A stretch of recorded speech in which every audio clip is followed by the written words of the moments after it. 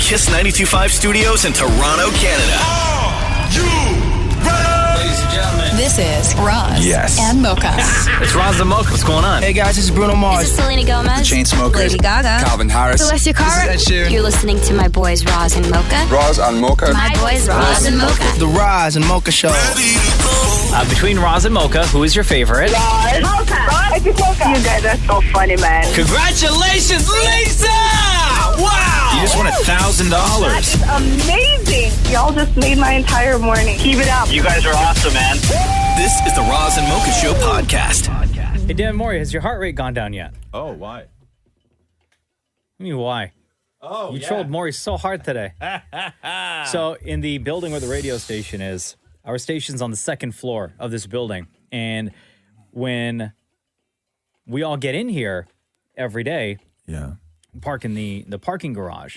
Which is way far down. Uh-huh. It's not like it goes ground and then parking garage. Like the parking garage is like subterranean. So to get to the radio station, you have to parking garage, you walk through a long tunnel, and you got to take this Well, don't give too much detail of people how I get here. Okay, elevator up to the radio station. Why don't you just map it out and put it on social? And the don't worry, I'm not going to put a Google Maps Jesus. image on there.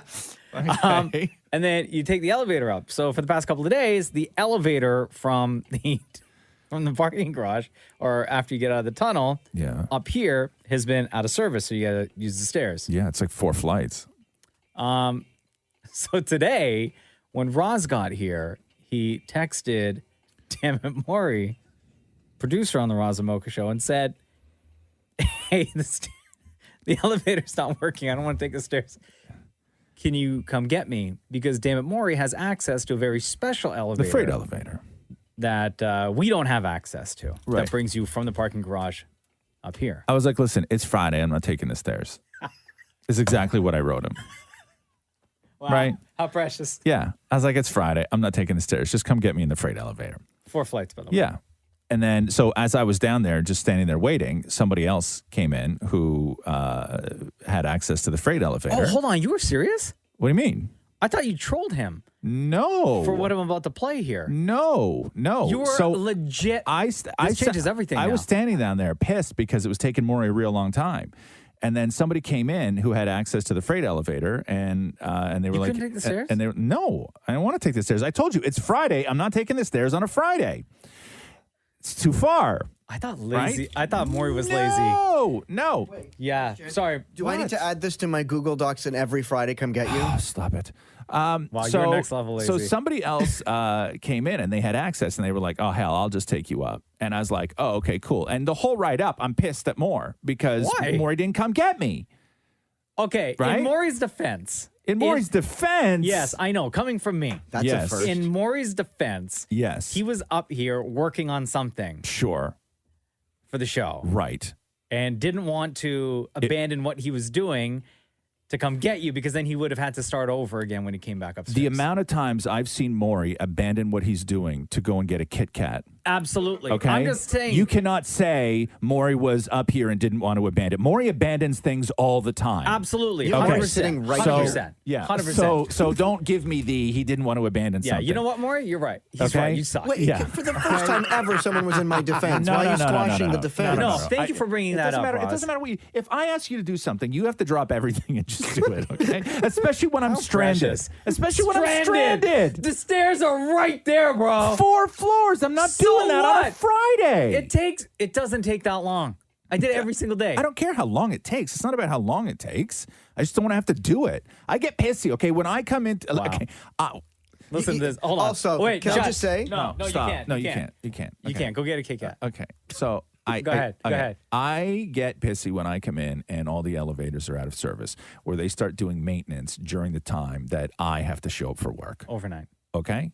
Pisses me off. Okay. Okay? I really don't appreciate it. So out of spite, I don't take the stairs because they just sit there and they shut all the elevators down in the whole building. Lazy and then they ass. say everybody can just take the stairs. And I'm like, sort of screw you, man. Like, what if I had an ingrown toenail right now? You don't know, right? It's painful. It hurts. But you don't. It doesn't matter. You could also, by the way, take the ramp and walk around the building. Oh, just stop with you, for God's sake. So anyway, so somebody else down there lets me up, right? And then I'm pissed at Maury the whole way up, both floors, that whole way in the elevator. Wow. 40 seconds or whatever, how long it took. It's not that bad. Yeah. Okay. And then so I get off the elevator and I'm walking towards the studio.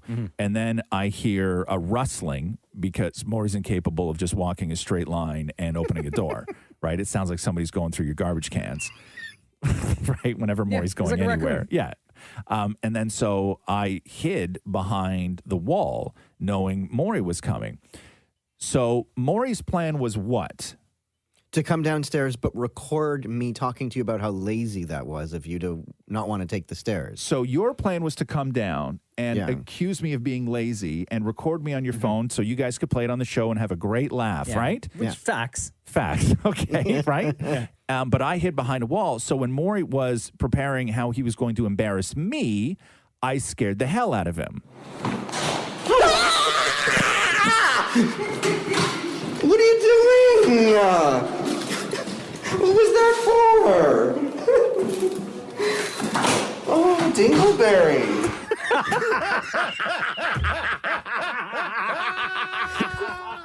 Play that one more time for me. Dingleberry. What are you doing? What was that for? Oh, Dingleberry. You ever heard somebody say doing like that before where they hit the ing as hard as Maury did? The Roz and Mocha Show podcast. So the question was, has COVID killed your sex life? And and a lot of people thought that we were going to come out of this when life sort of quote unquote got back to normal and there was going to be this huge baby boom. And one, that's not the case. But listen to these numbers. So every decade in the UK since 1990, they've carried out a very detailed national survey of sexual attributes and lifestyle. And what they found was that during COVID, people who were in cohabitating relationships, 78% of people saw a change in their sex life, usually for the worse. And they say 1 in 10 reported difficulties that started or worsened during lockdowns.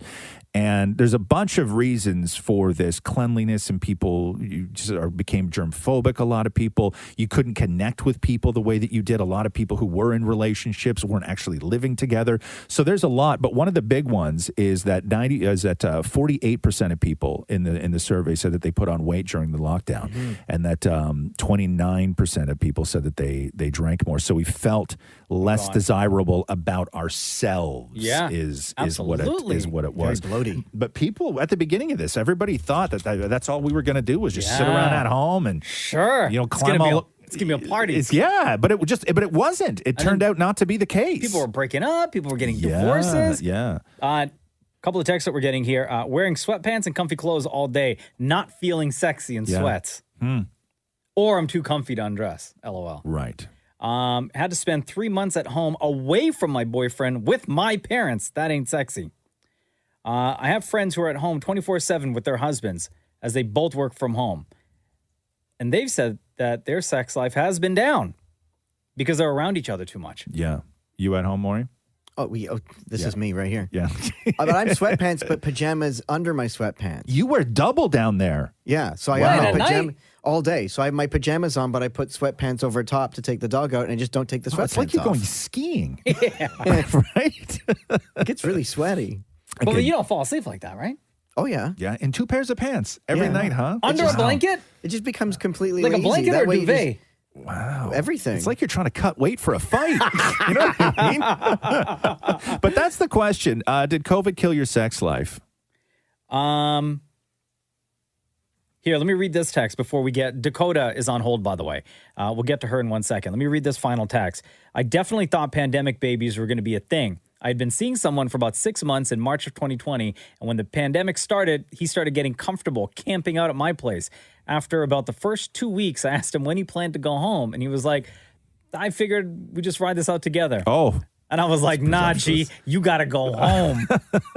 And I'd rather be single for however long this lasts than to be in a pandemic relationship. I love sex, but the idea of being with someone out of convenience and wasting my time was absolutely not happening. The other baby boom stuff, you could still go outside and stuff. You could get away from the people. I know. We all thought it was going to be different, though. Dakota is on line 1. Go for it. Well, I replied to your message about COVID killing my sex life. So what happened? But it really just made me hate my boyfriend. Oh, why? Wow. COVID made you hate your boyfriend? Yeah, spending so much time with him, I was like, this person is not for me. And how long into lockdown did you have that realization? A year. It was this March. Oh, wow. Really? And we were together for 3 years. Huh. Wow. But not living together, or you were living together? No, we lived together for the first half of COVID. Yeah. And then we still lived together, and I broke up with him. And then what? Like, you guys were arguing all the time? Like, what led to the breakup? I really started to realize that I just didn't like him as a person. Oh, damn. Wow. Give us an example. Like, what happened? What was the moment where you were like, no, this is not my person? This is going to sound so bad, but I had a tumor, and I had it removed in February, and he just chose to go party over taking care of me. Oh, no. So I was like, I'm not dealing with this for the rest of my life. It's always the boyfriends that don't care about your tumor, huh? Yeah, I know. You hear these stories all the time. Well, I'm going to say this is one of one for me. So how are you now? Are you hooked up now or no? No? Listen, we'll be back to normal soon. I'm just doing me. Good for you. Good for you, girl. Thank you, Dakota. Have a good day. The Roz and Mocha Show podcast.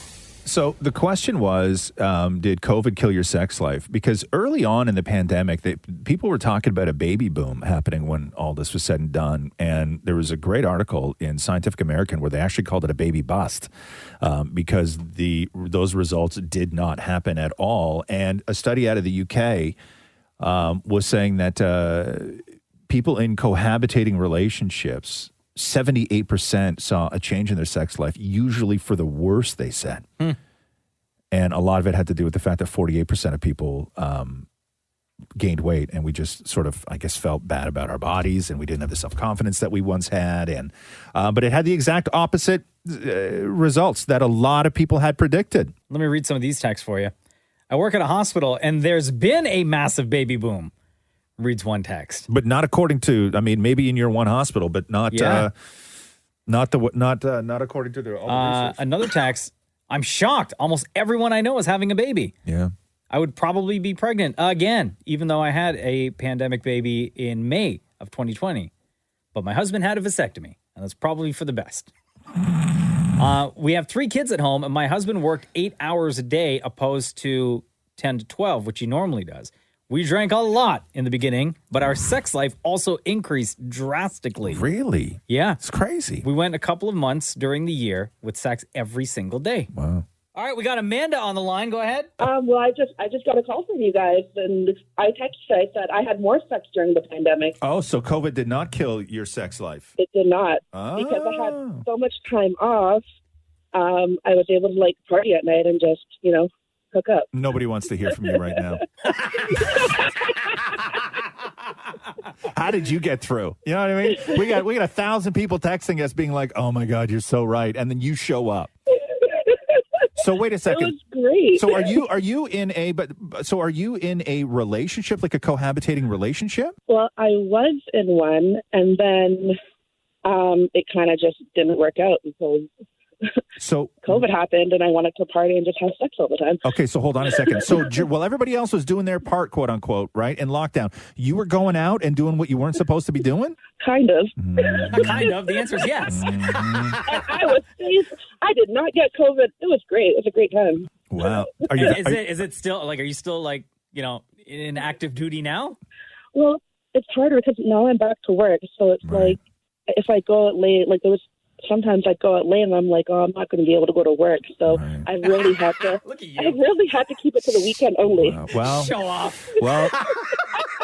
Well, thank you for your service. No problem. Thanks for the call, Amanda. You Thanks, take care. guys are Bye-bye. great. Bye. Take care. Bye. The Roz and Mocha Show podcast. I have long had arguments with people. Shem and I just argued about this the other day, which was that Geely was not as terrible as people think it is. And that the reason Geely was such a flop was because people were just sick of Bennifer. And it was personal, based on people's hatred for them and not the movie. Was it a good movie? No, it was not a good movie. Geely was not a good movie. But is it the worst movie of all time? Hell no, not even close. But it got that label because people were just sick of them. And the film was unfairly judged because people had such incredible rage towards. But why did people hate J-Lo and Ben Affleck I don't back know. then? I don't know. And I there's think like it's so celebrated now. I think it's just overexposure, right? They were everywhere. Exactly. Oh my they were just God. sick of seeing, right? Absolutely. Right, I guess. Yeah, and I think that the thing now is, one, why they're so celebrated now is nostalgia, right? And the whole, true love wins, and you go on your journey and you find your person and everything else. But they were really sort of stuffing it down. Like their whole identities, everything. It became about their love life. It became about promotion. It became about her music videos. It became about films. Everything was just Bennifer, and people got sick of it. And I think now when you look back at celebrity couples, they almost seem kind of sweet, at least compared to now, where top couples are so toxic and they're public with their mess, and Bennifer were just kind of sweet. So here, let me play this clip of Kevin Smith. So Kevin Smith didn't direct Geely, but Kevin Smith directed Jersey Girl, which was also Ben Affleck and Jennifer Lopez, and they shot Jersey Girl as Geely was in post-production. And listen to the story that Kevin Smith tells, because I am like, I've never felt more seen about anything. Wow. When we got Jennifer in the movie, it was huge for us. It was coming off of Ben and Jen had shot Geely, but it hadn't come out yet. So while we were making the movie, it was, everyone was happy that we had Jennifer. When the movie, by the time we were starting to come out, Geely had come out and had kind of gone right in the toilet. So Harvey wanted to chop as much of Jennifer out of the movie as possible. So in the first cut of the movie, she dies at like the half-hour mark. In the theatrical cut, after the Harvey demands, she passes away within 15 minutes of the opening of the flick. So he was like, get her out quicker. I remember I felt so clever because I was like, we'll do the test screening in New Jersey. They're like, where do you want to do it? And we was like, let's do it in Jersey. Because I figured, we're going to go through, our scores will be through the roof. Jersey Girl in Jersey. But the first test screening we had was shortly after, I guess, the Jenny from the Block video came out. So people were starting to get, I guess, tired of seeing them together. So when we did our Q&A after the screening, everyone started attacking them as a couple, not the movie, but them as a couple. And like, I'm sick of seeing them in real life, so I don't want to see them in this movie. Oh, right? Wow. Yeah. And God, how crazy is that? They were so loathed as a couple. Could you imagine having Jennifer Lopez in your movie and then the producer is like, kill her sooner? Yeah. Right? Like, that's how much people hated Bennifer. They were like, listen, if the first edit was she died like 30 minutes in or halfway through, and they were like, no. Too long. I said sooner. Kill her within 15 minutes. Can you imagine that? You got Jennifer Lopez in your movie, and she's just so loathed with Ben Affleck at the time. I know now we all love Bennifer. It's great. Yeah. But kill her sooner was the directive. Crazy, right? Also, I haven't seen that movie, so spoiler You've never... alert. Oh, that's too bad.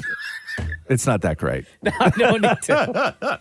The Roz and Mocha Show podcast. Jeff, welcome to the Roz and Mocha Show. Thanks. What's going on?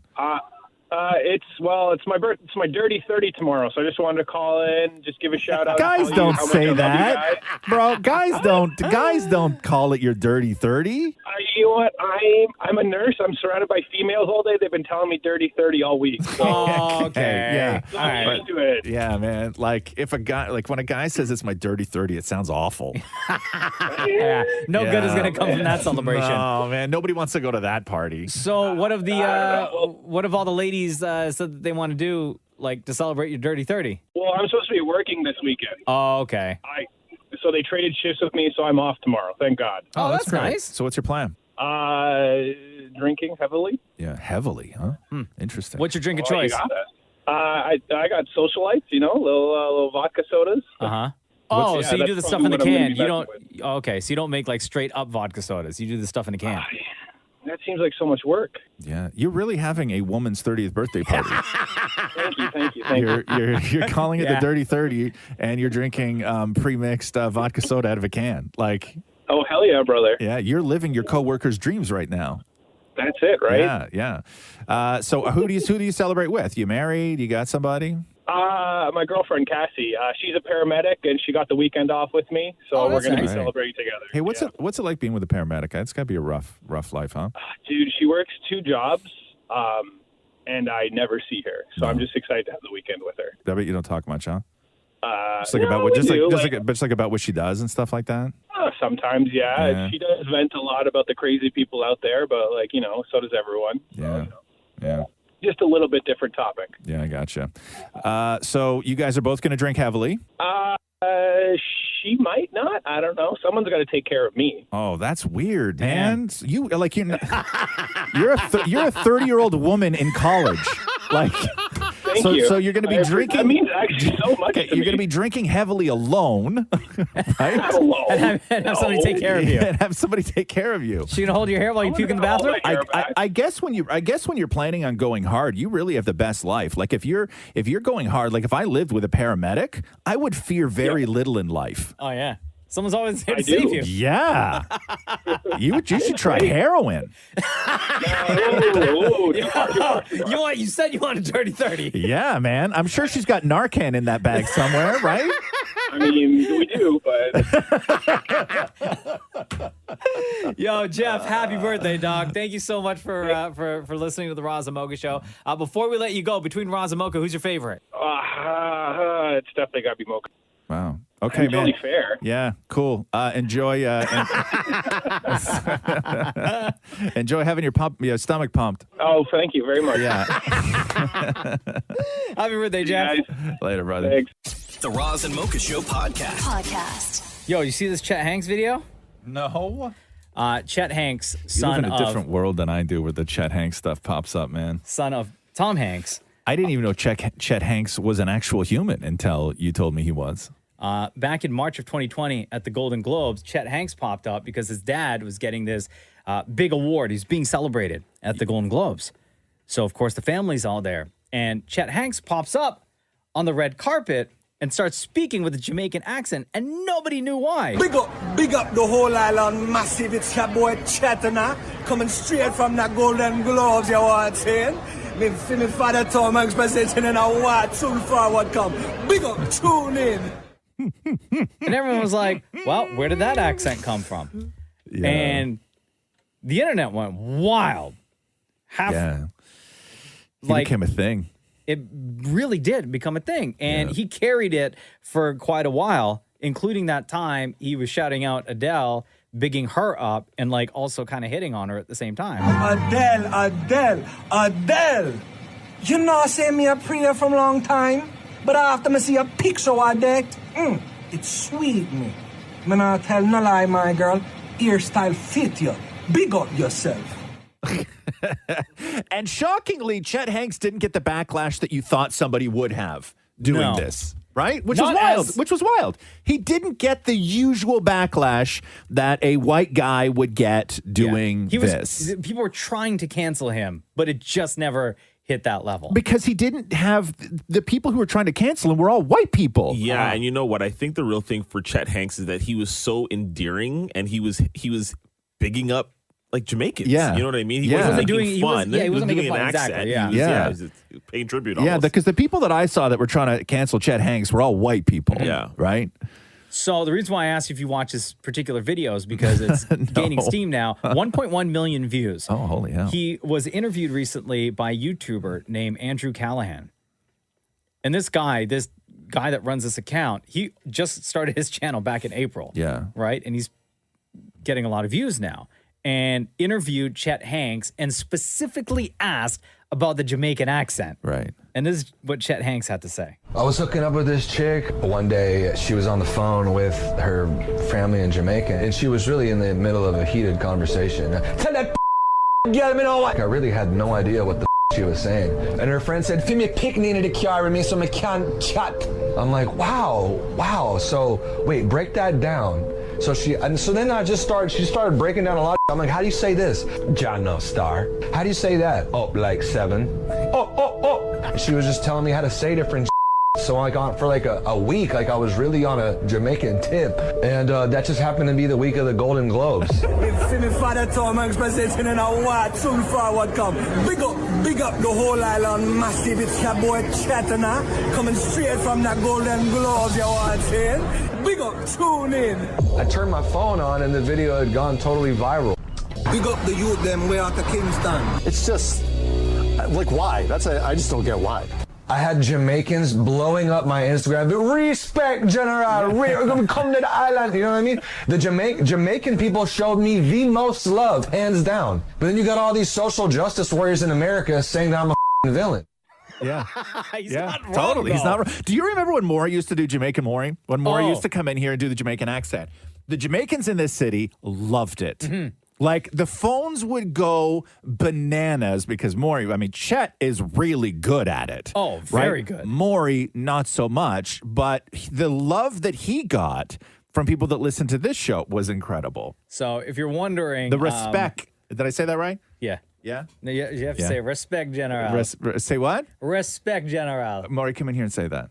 I don't need you to do anything else. I just need you to say that. You have to say it to him. Say what? Respect, General. Respect, but say it like respect general, but yes. only like respect general. Ah, there you go. Yeah. Okay, Maury, Jamaican Maury, welcome to the show. Oh, thank you for having me. Irish. Okay, that's That's Irish Maury. I know you say. Roz and Mocha's Fix My Life. What advice can you guys give me? Okay, so my question is... Got a problem you can't fix? Roz and Mocha got you. Yo, Nevi, what's up? It's Roz and Mocha. I'm good. How are you? Good. So, what's the situation you got yourself into? So I thought it was going well with the girl that I met in Seattle, but now she's gone textless. So now I'm wondering what I should do and where did she go? Okay, so you were talking to a girl in Seattle. Everything was going well. Now she's gone textless in Seattle. You could say that. Yeah. You wrote us, Roz and Mocha Fix My Life. Currently talking to a girl. You're in Toronto. She is there. You've been talking for about 5 months now through text and occasionally phone calls. We had this idea that I moved to Seattle. However, she still sees me as a friend. My current problem is that recently we've been talking that much that I feel like I'm putting more effort into this relationship than she is. Should I keep going with this? Please help. Thank you. Have you guys actually met? No, not yet. We just occasionally FaceTime, and then we just talk on the phone, but not face-to-face yet. So you haven't met, but you were already talking about moving out to Seattle? Yeah, this was kind of like a thing we kind of decided in the first 3 months. It's kind of fast, I know. You think that's smart? No, not really. That's like I might as well get a second opinion from you guys. I don't think that you're the only person, Nevi, that this girl in Seattle is talking to. Right, yeah. So why do you get the sense that she's friend zoned you? Because she's kind of inconsistent with her, I guess, when she texts or phone calls with me. Because sometimes she would be like, "Oh, we should probably do this in Seattle," or we should kind of she would set plans, but then a couple weeks after, she would just kind of brush it off. So I'm kind of wondering I wonder if she's trying to hustle you for money. Has she started asking you for money yet? No, not yet, no. You ever sent her anything? No, I haven't. Did you ever ask for anything? No, I haven't. No, has she ever asked for anything? Oh, no, she hasn't either. Okay. I think this is one of those situations where you meet a girl online not just girl, but you meet a person online and that person is also talking to other people. And you're just one of the people in the mix that she's getting close to. And maybe you guys did develop some sort of a friendship, but she doesn't see it more than what it is right now. And she doesn't care if you move to Seattle. At least I don't think she does. Right, yeah. That's what I was thinking too. If she's being so inconsistent, she probably doesn't care once I move there anyways. I don't think that you need to think in terms of deception. I think that you can, fully say that this was a relationship because it was a type of relationship. You guys, I'm sure, did a lot of talking and shared a lot of yourselves and your heart through text and FaceTime, and it felt real. But I don't think that you need to think that in order for it to sort of evolve into something else, that it makes it any more of a relationship. I think that you need to come to terms with the fact that, yes, it was a relationship, but that relationship is now over. Right, got it. Okay. I don't know, however, any other way to take this. Do not move to Seattle to try and, win this girl face to face. If she doesn't want you on FaceTime, she's not going to want you, you're not going to want your face in her apartment. She's not going to want you in real time. Yeah. Okay, got it. Yeah. All right. Yeah. It's a pretty easy All one, right. Navy. Just don't get sucked in. All right. Thank you, guys. On to the next. All right. See ya. Later, bro. Tough, man. Yeah. Roz and Mocha's Fix My Life. On Kiss. So Friday is October 1st, which means we are then getting into Halloween season. I like that Halloween is more than just the day. It wasn't like that when I was a kid. Maybe you got excited the week before Halloween. Of course. So a lot of the haunted houses are getting ready to open up now. Yeah. And all the theme park attractions where you walk through the scary path or the haunted house or whatever, and you have the people who are dressed up jumping out and scaring you. Yes, sir. Love those. So there's this kid, he's 11, and he went to one of these haunted houses in Ohio. And one of the actors doing the jump scare stabbed this kid in the foot by accident. Really? Yeah. I guess this person, as part of their thing, their act. What did he stab him with? A knife. Like a real knife? A real knife. So this actor, this guy, he had this knife that he would like scratch like on the floor, right? Like as you're approaching. Right. And as he is as you're approaching, and then he jumps out to scare you. And as you're standing there still, terrified, he's got this knife that he's just like scratching and hitting the floor. And then as you get closer, he's still doing this with the knife. And he then holds a knife like in a stabby motion and starts stabbing at the ground. Right. And by accident hits this kid's foot because he's stabbing like around the kid's foot, right? All over. Now this kid was wearing Crocs. No! Who wears Crocs to a haunted house? Come on now. This 11-year-old in Ohio. No. So these tick-ass Crocs. So guess what saved his foot? What? The Crocs. No. The knife went through. Yeah. It went through the Crocs, but it only ended up like scratching his toe. Like Crocs are knife proof? I guess. Really? Maybe this one that he was I guess wearing? more than like a pair of Converse or something like that. Yeah. So yes, the knife went through the Crocs. Yeah. And yes, the knife like touched his foot, but it was like barely a scratch, barely a cut. Right. And then the kid, he just went through the rest of he didn't want to leave. Right. And they're not pressing the parents or the mom is not pressing charges or anything. They finished going through the attraction. the haunted Really, house. huh? Yeah. Like accidents happen kind of thing? Yeah. God, like a whoopsie. Oof, that's a new kind of mom right there. That is very not 2021, by the way. Very not 2021. Catherine thinks that my girlfriend Catherine, she is convinced that that psychopaths, like actual psychopaths, wait all year to then just apply for jobs at these haunted houses, so they could actually kill somebody. Right? Oh, geez. That's what she truly believes.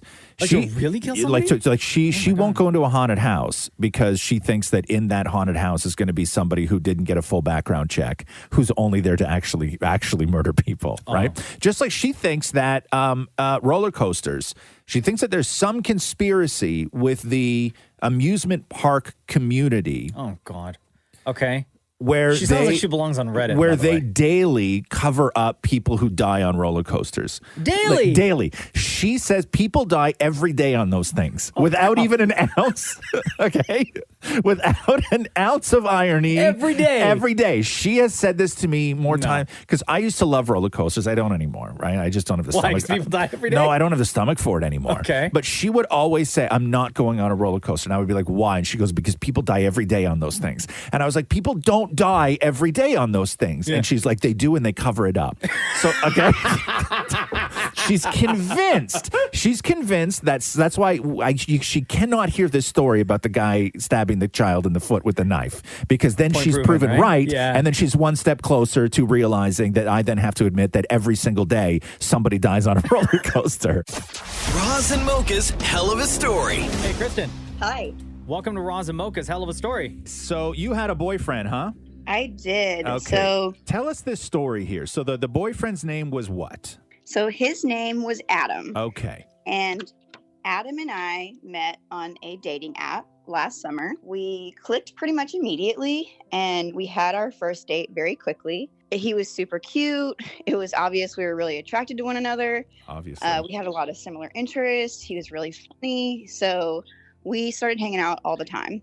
We pretty much, stayed at home because it was last year. So a lot of movies on the couch. We loved cooking dinner together. So things are going great then. Things seemed like they were just perfect. Okay, so everything's perfect. So what?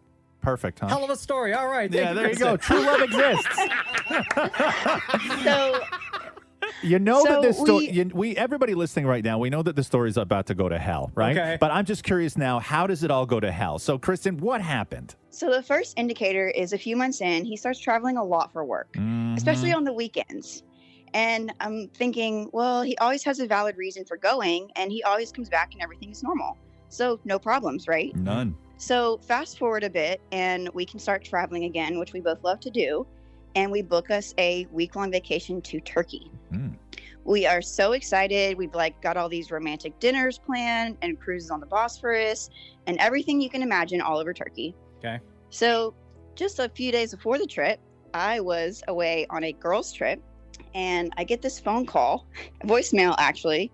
The girl on the other end of the line says, "Hey, my name's Sophie, and I am Adam's girlfriend. Oh, damn. And I just found out about you. Wanted you to know about me. Call me if you want to talk." Oh,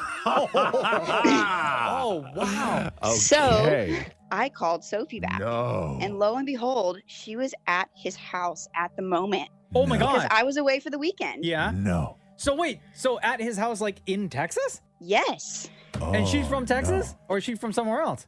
She is from Texas. And Oh so my I'm like, God. Like, you guys all live in the same oh my town. gosh, like what is happening right now? So she says, "Hey, I already dumped him when I found out about you. Glad to answer any questions you have." And I was like, "Well, I'll be in town tonight, so let's go grab a drink." How long were you Adam's girlfriend, and how long was she Adam's girlfriend with the overlap? She'd met him actually about a month before I did, but we'd been with him for going on a year. Oh, wow. Okay. But Okay. all this time, so what was he, I'm sure this came up in the conversation, all this time he was spending with you, what was he telling her that he was doing? It was a mixture of excuses. Sometimes it was like, I'm going to meet friends, I'm working. It was always the same things that I was hearing. Okay, so when he wasn't with you and saying, "Hey, I got this business trip," he was going to go kick it with Sophie, his other girlfriend. Right. Gotcha. Okay, so what do you guys do now then?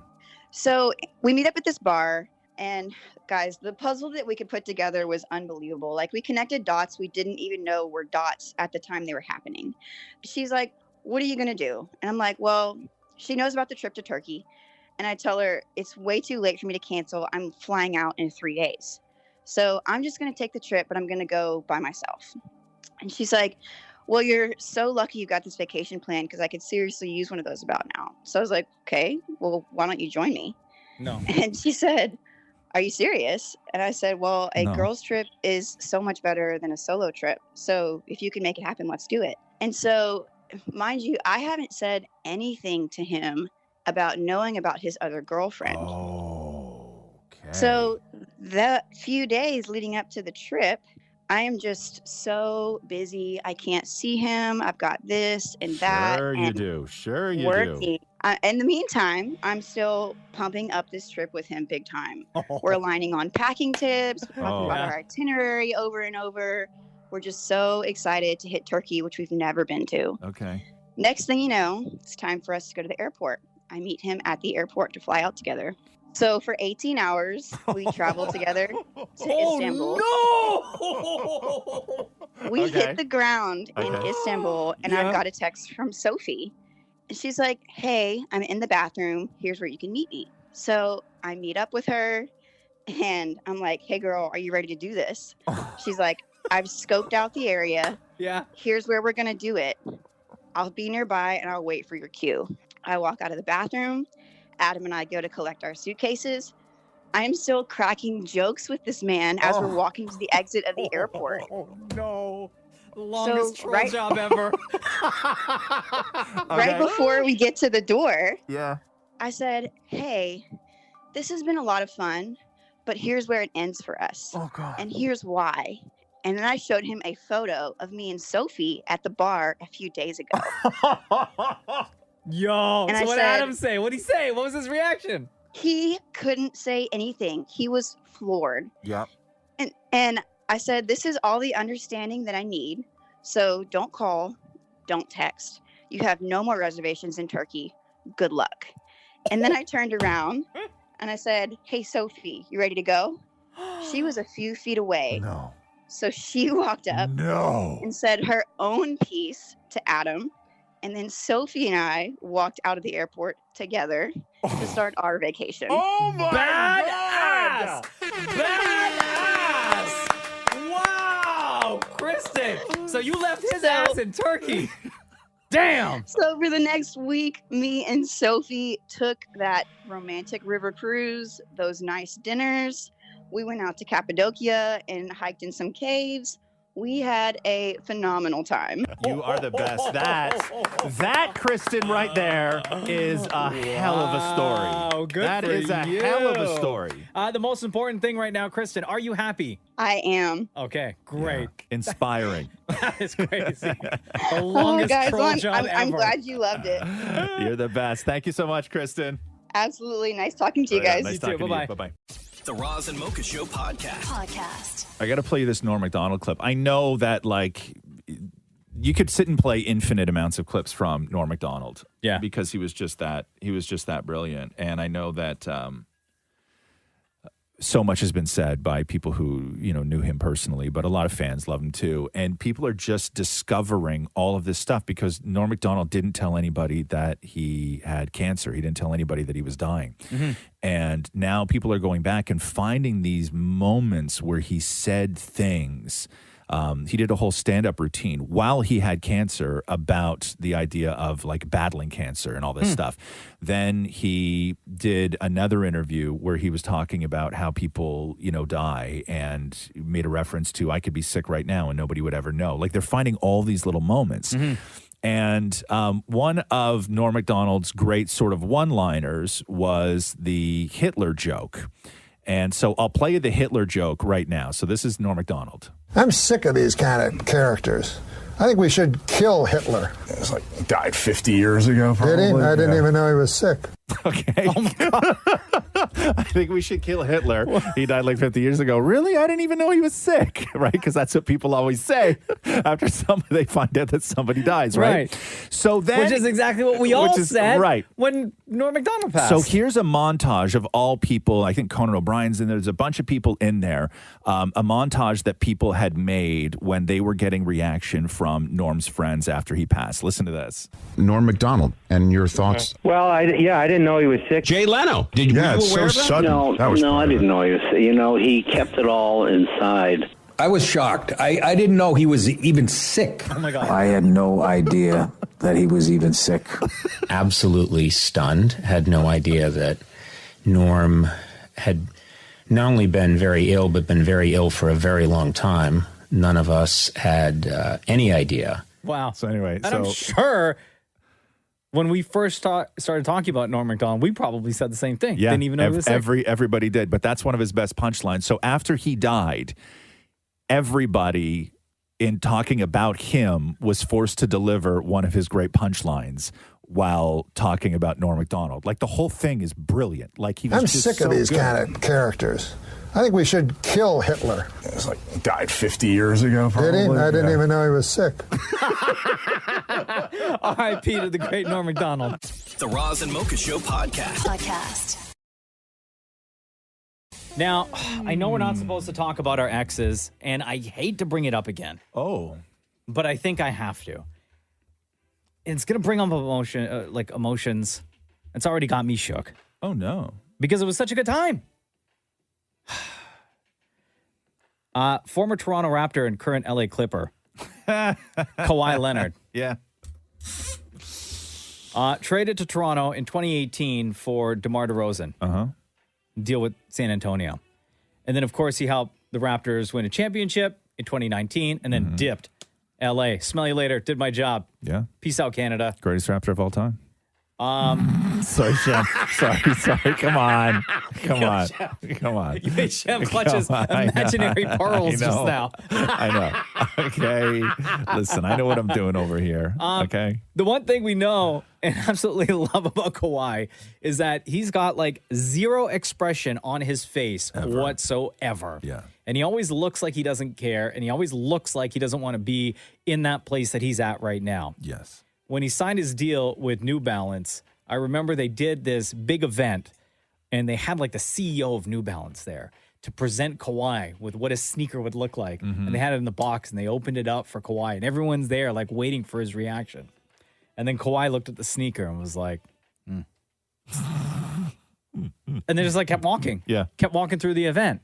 I don't know if you saw the clip last week in LA. They're building the Clippers a new facility, a new stadium, so they don't have to play at the same place that the Lakers play, right? The Lakers and Clippers share the Staples Center. So they're building a brand new arena specifically for the Clippers.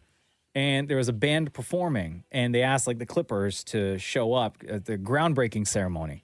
And this band was performing, and the camera that zooms in on Kawhi Leonard, and he's sitting there, slouched in his chair, arms crossed, and he's got this like the Kawhi look going. Yeah. While everyone else is like bobbing their heads and like, clapping along, and Kawhi like, I do not want to be there. Yeah. The only reason why I bring up Kawhi Leonard is because today is the 3-year anniversary of the world famous Kawhi laugh. When Kawhi Leonard was introduced. 3 years. Yeah, when Kawhi Leonard was introduced as Raptors' newest teammate, they had this big press conference. He was wearing the jersey and everything. Yeah. And a reporter stands up to ask him a question. Kawhi gives his answer, and then the laugh. And what would you like people to know about you? I'm a fun guy. Obviously, I love the game of basketball. It's just more question you have to ask me in order for me to tell you about myself. I just can't give you a whole spiel. I don't even know where you're sitting at.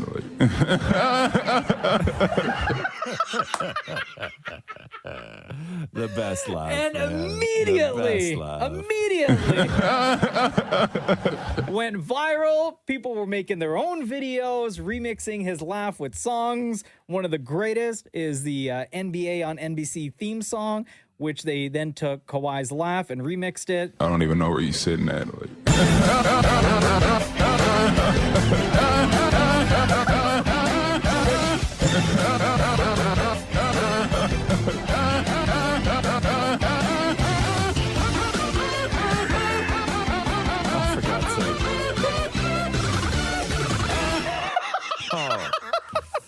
And then to be very patriotic, somebody took the Kawhi laugh and remixed it to go along with "Oh Canada."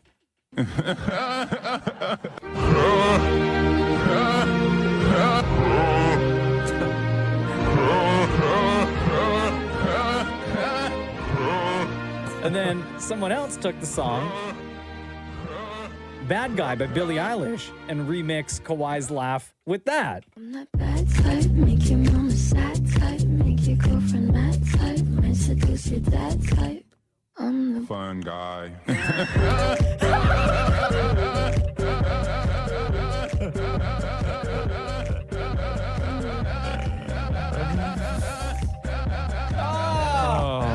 Anyway, so today is the 3-year anniversary of the Kawhi laugh, everybody. The Roz and Mocha Show podcast. We're all a bunch of losers. You, Roz, are a loser. Dan Maury, producer on the Roz and Mocha Show. You are a loser. What did I do now, man? Shem, exec producer on the Roz and Mocha Show. You are a loser. I am a loser as well. What'd we do? Nobody got the winning ticket for Lotto Max. Oh, I didn't buy those, so I ain't a loser. Oh, $70 million jackpot. That ticket was sold to somebody in BC. Ooh. But hey, we could still win $1 million. Did you check? No, because Did you buy a ticket? I bought 4 tickets. Oh, Where are they? Let me scan them right now. No, they're at home on the. Matthew doesn't let me leave the house with them anymore. What? Well, because he wants to make sure that he's with me if we win, so I don't leave him. Could you imagine that Wow. relationship? So much trust. I know. Could you imagine? But does he not understand the process? Well, no, but in theory, does he's he not think No. But does he think that without him present, you scan the ticket, right? Mm-hmm. And then you just don't. That's it. The last time he saw you was the last time he saw you. Well, we have to scan it together. I But assume that's holding hands. no. But my question is for his reluctance to have you leave home with that ticket. Is he thinking that when you leave home or the last time he saw you will actually be the last time if you have that Yes, winning ticket? 1,000%. So you're not going back for any of your stuff. What do I need? If I win $70 million, What do I need? No, but if you were going to leave and you won $70 million, you could buy a new mattress. Yeah, but when you say you still have not once in this conversation said that if you did win, you would not leave your husband. Oh yeah, that. No, I don't think so. I'm with Matthew on this one. No. I'm with Matthew on this one.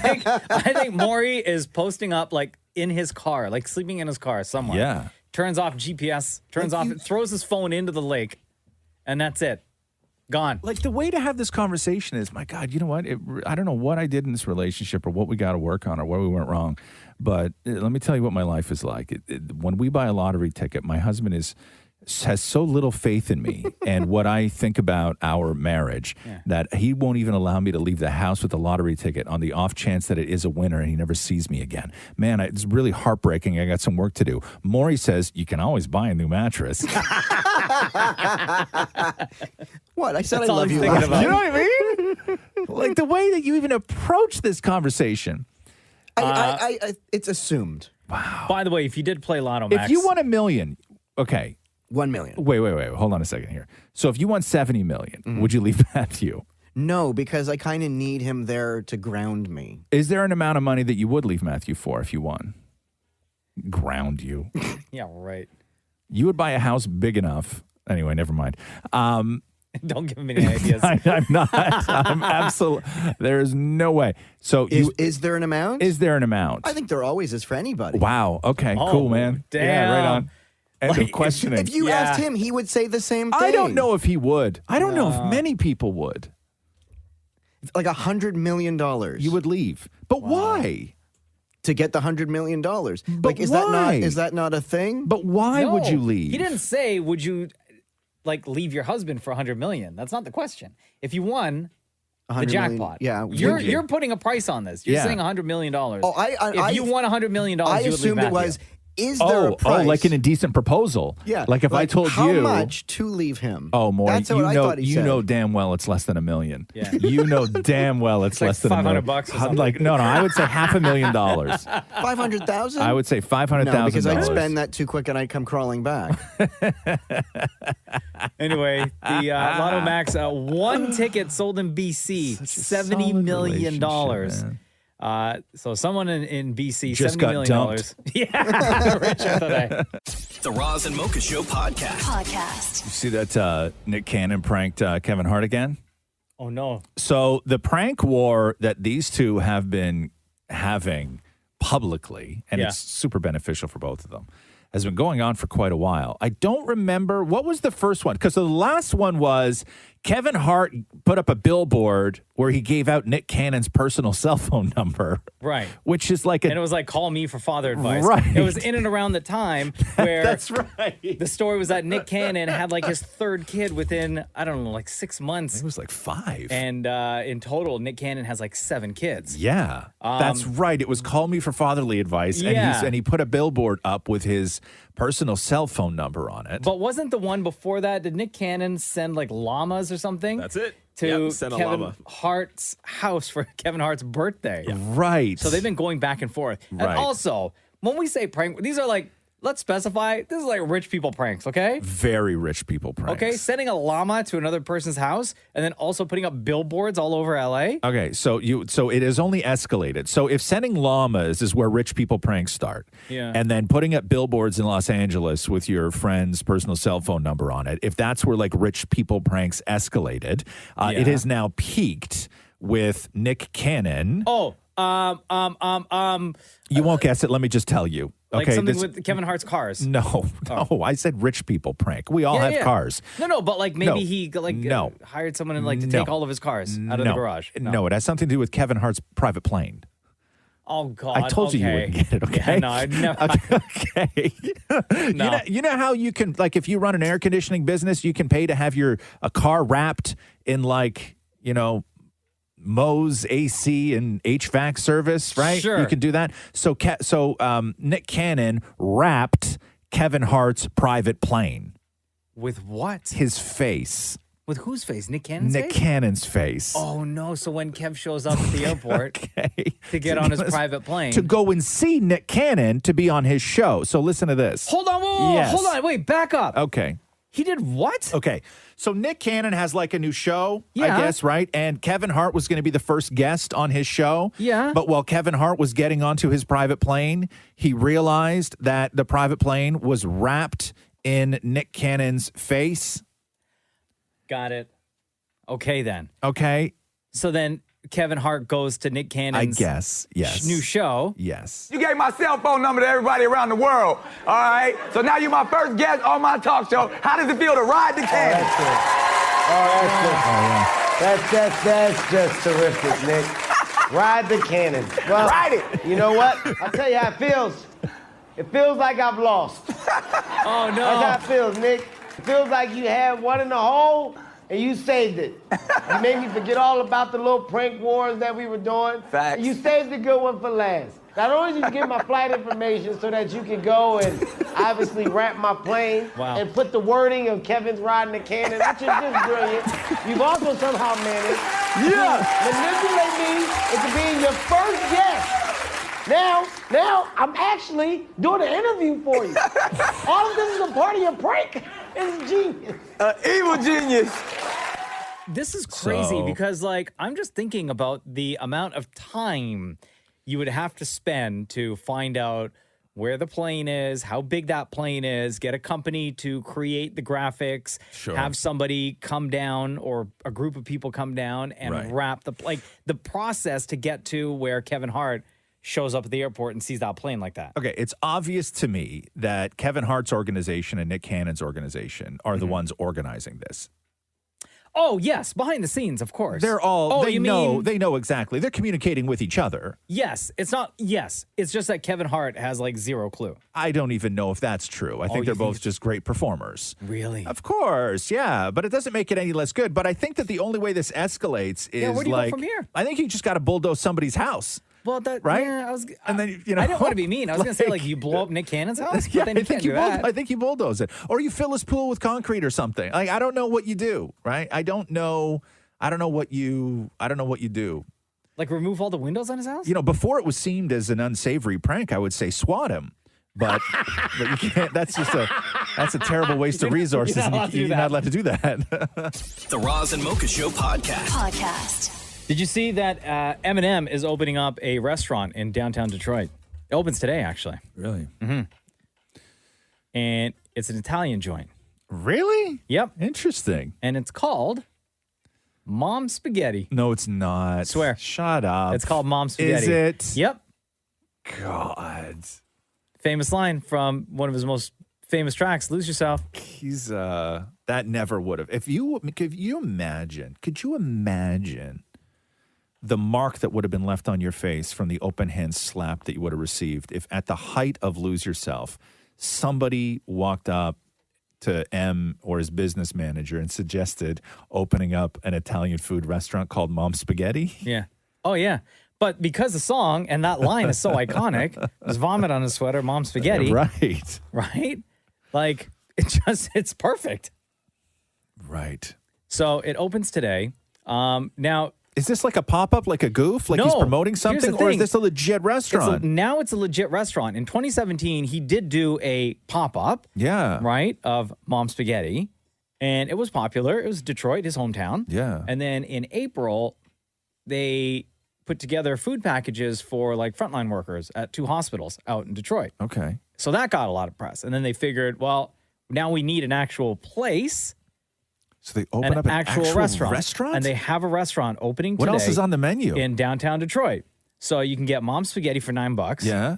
You can If you eat enough to throw it up all over yourself before you leave, do you get the meal for free? That should be the challenge. Right? Do they have one of those things like like the giant steak in those places? Do they have no. a giant bowl of spaghetti that if you finish it, it's for free? That's what it should be. They don't have that listed on the menu. I bet. Maybe when you walk into the restaurant, it's like a special, like yeah. if you ask for it type of thing. Like one of those, what do they call it? Like off-menu type like, things? Yeah. The secret menu. Secret menu? Yeah. So Mom Spaghetti's $9. If you want with meatballs. Oh.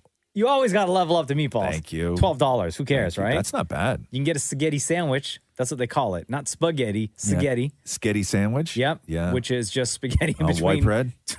Two pieces of toast. And that's pretty much it. That's all that they have Hold on the menu. It's spaghetti, and meatballs, and a sketty sandwich? Yeah. Wow. And then drinks, you can get like $4 for a drink and $4 for a bottle of water. Wow. That sounds like an Italian restaurant at a trailer park. No offense to trailer parks, but it's very Where do you basic. think Eminem came from? You know what I mean? Have you not seen 8 Mile? Listen, I am not one to look at me, okay? I'm not one to not identify with trailer parks, okay? I didn't say that in any sort of disparaging way. I'm just saying a spaghetti sandwich on white bread, caters to a certain clientele. So today is the grand opening in downtown Detroit of Eminem's new restaurant, Mom Spaghetti. Right. Roz and Mocha's Fix My Life. Update. Hello, Elise. Welcome back to the Roz and Mocha Show. Hi. So happy to be back. So we talked to you back in 2018, so 3 years ago. And the dilemma that you were in originally was you met a guy in Toronto. Everything was going great, but then you wanted to move out west to BC to teach skiing. And then he was like kind of making you feel bad about wanting to leave your situation with him to go out there to kind of pursue whatever it is you wanted to pursue, right? That's all right. Yeah. And then, so I remember from our conversation that he was sort of going in deep with the guilt, and you woke up one night and you found him in the fetal position on the couch because he was so distraught over the idea that you were leaving. And I remember in that conversation we had with you then, we asked you what kind of guy he was, and you described him as a 7. Oh, damn. And so then Ross said, you don't stay for 7. Yeah. And then to go on your adventure, go out west, right? So what wound up happening? Well, that's exactly what happened. So first of all, after that aired, I got a bunch of messages from senior management at work, all who agreed with you, saying like never stay behind for a 7. Right. Yes. Uh-huh. So, yeah, about 2 weeks later, then packed my bags, ditched the man, moved to Whistler, and then, I was there for a season, and it was the best season of my life, so I'm very happy that I went. So what was the conversation like with, I guess, your now ex-boyfriend? What happened? What did he say? What did you say? Did he try to, beg for you to stay? No, very little begging. I tried to say, why don't we try to stay together while I go? And he was essentially like, no, and I wouldn't come visit you anyway. Oh, wow. Now, was he that much of a douche, or was he saying that because just the pain of being away from you hurt so much? I'm gonna go with the first one. Yeah. Okay, yeah. So you did take that jump and you moved out to Whistler because you were going to teach skiing. And how did that go? Are you still there? No, so that was amazing. I did that season, had the time of my life, and then I was going to come back to Toronto, but then I had another epiphany of why don't I just move to Dublin? So Excuse I've me, been in where? Ireland. Dublin, Ireland? Dublin, Ireland, yeah. Oh my God. So what are you doing there?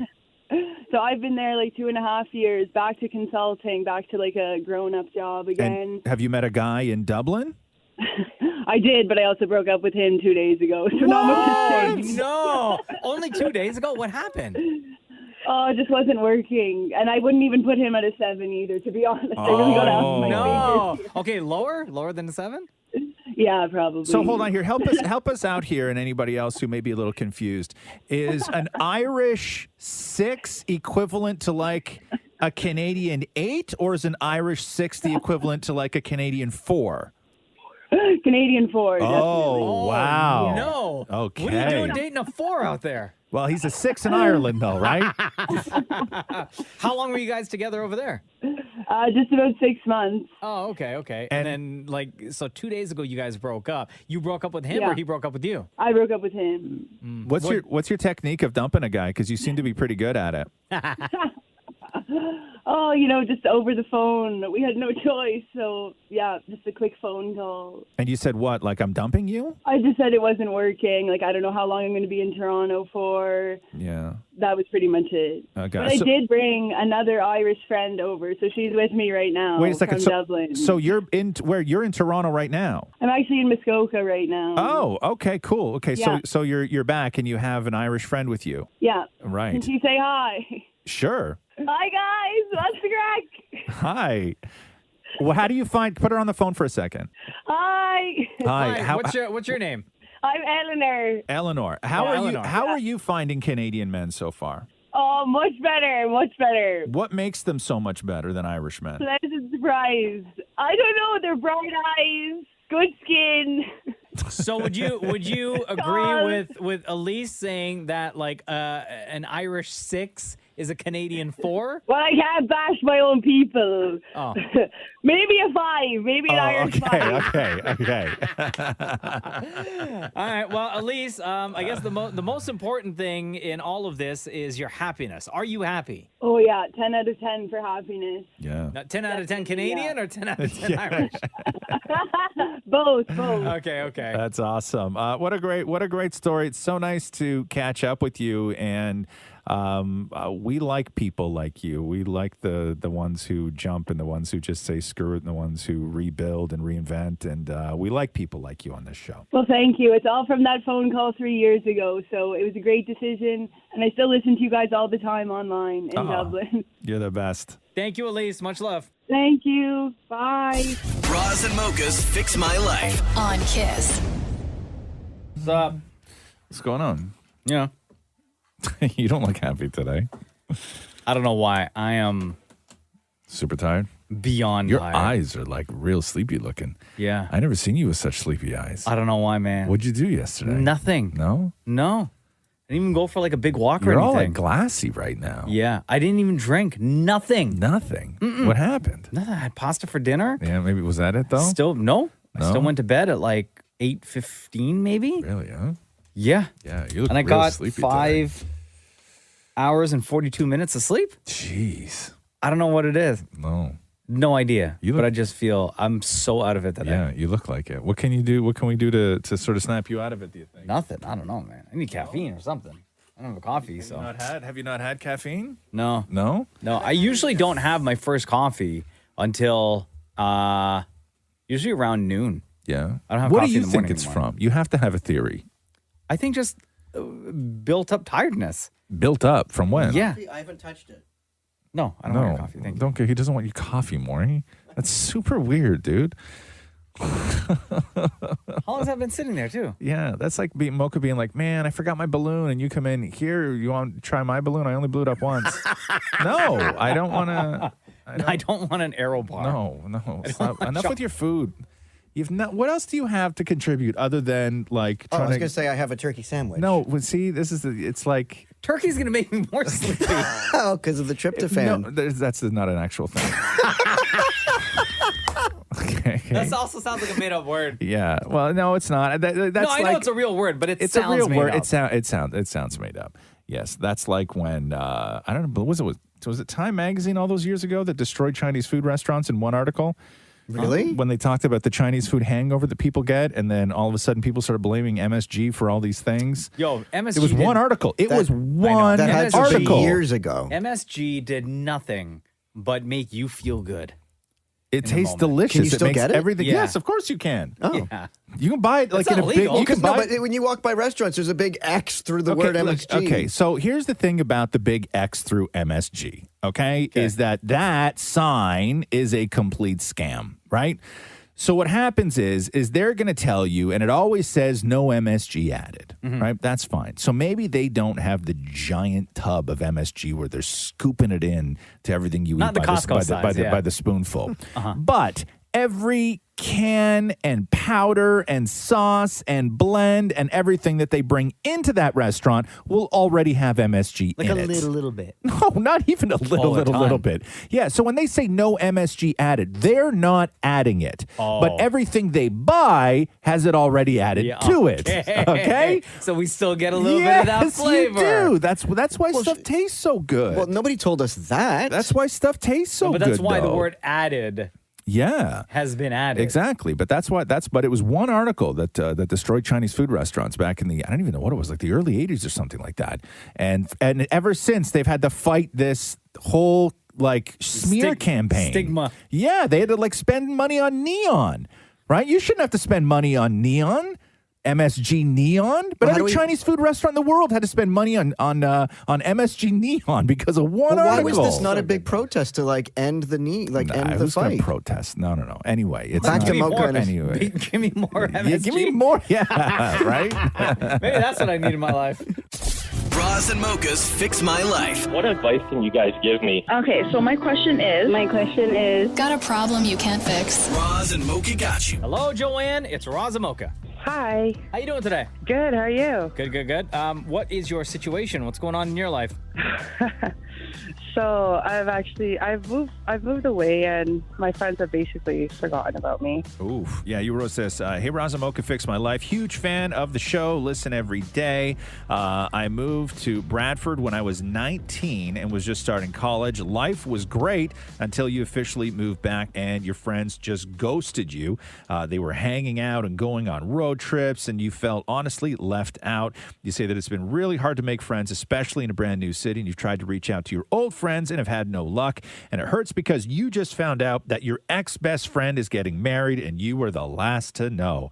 Please help me fix my life. Do I just move on with life and block them and delete them off social media and all that other stuff? So you got no friends, huh? Well, now I do, but... Oh, problem solved. Thanks for calling. Yeah, thanks for calling. Hey, Joanne, so, okay, you said you moved away from home to go to school when you were 19. How old are you now? 31. Hold on. So you mean friends from all that time? Yeah, You're still... from elementary, high school, as you know, like... And so it's still bothering you up to now? Like, it here and there, you know what I mean? But lately it's been, like, really bothering me because... Okay, so you had your childhood friends that you were super close with, right? Correct. You moved away when you were 19. Yes. Now you're how old? 31. 31. And you are still busted up over the fact that the friends that you left when you were 19 are no longer in your life, right? Correct. But they're still in each other's lives. Yeah, they are. Yeah, basically, yeah. Okay, well, that's how that works. Okay. Right? Like when you move away at 19, did you go back a lot? Like, did you keep in touch with them? I did. Yeah, did they keep in touch with you? No. I tried. I honestly tried to go back every weekend. I reached out to them and just... They got their own lives, right? People's lives just continue to progress, right? It's those childhood friends that you sort of, that are there with you through, grade school and high school, and you all go through the process and the nerves of applying to colleges and moving away, and you hug each other and you say, we're going to be friends for life no matter where we are in the world. We're always going to have each other. That sometimes happens, but most times it doesn't. Okay. Those childhood friends that you have, I think that you should be grateful for the fact that you had those relationships with them. I think that you should be grateful for all the wonderful years of friendship that you did have, but people grow up and youth is sort of, fleeting, and you all get your own lives and responsibilities, and it's sort of like out of sight, out of mind. I have zero people in my life Period. that I talk to that I met before late 90s. Wow, really? Yeah. Wow. Yeah. Not even on Facebook? No, every now and then a message pops up. That's fine. They like a picture, you comment on something. Sure. But as far as like communicating with people, Zero. It's very rare. Now, what about the friendships that you formed since you were 19 or the friendships that you have now? Like, doesn't it make it more, I guess, special to know that you have these current people in your life right now? It does. Like they've helped me transition, to be honest. And it's just, I feel like social media is just being so toxic. Well, I don't think you should let it bother you that somebody that you went to grade 6 with is getting married and like you didn't know about it. You know what I mean? Because again, like life progresses. So are they all still friends? Yeah, they are. And then you see on social media that they all hang out and do fun stuff and you're just not with them, right? Yeah. Yeah. Do they all still live in that same town? They do. Okay. Well, you know why then. Small town. Right? You moved away. You're the friend that moved. You're the friend that moved away. Yeah. You know, like I don't know what you want. I don't know what you expect of them. Like they all stayed. You moved away. They see each other every day. Their routines didn't change. When when one of them was going through a breakup or one of them was short on rent, they were there for each other to help each other out. You moved away.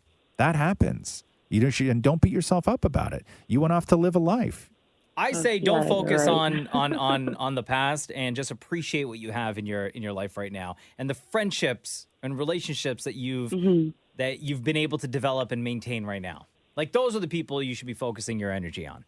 Definitely. Have you tried to call one of them to say, "Hey, I'm coming back to town. You guys want to get together and even just one of you and just grab a drink and catch up?"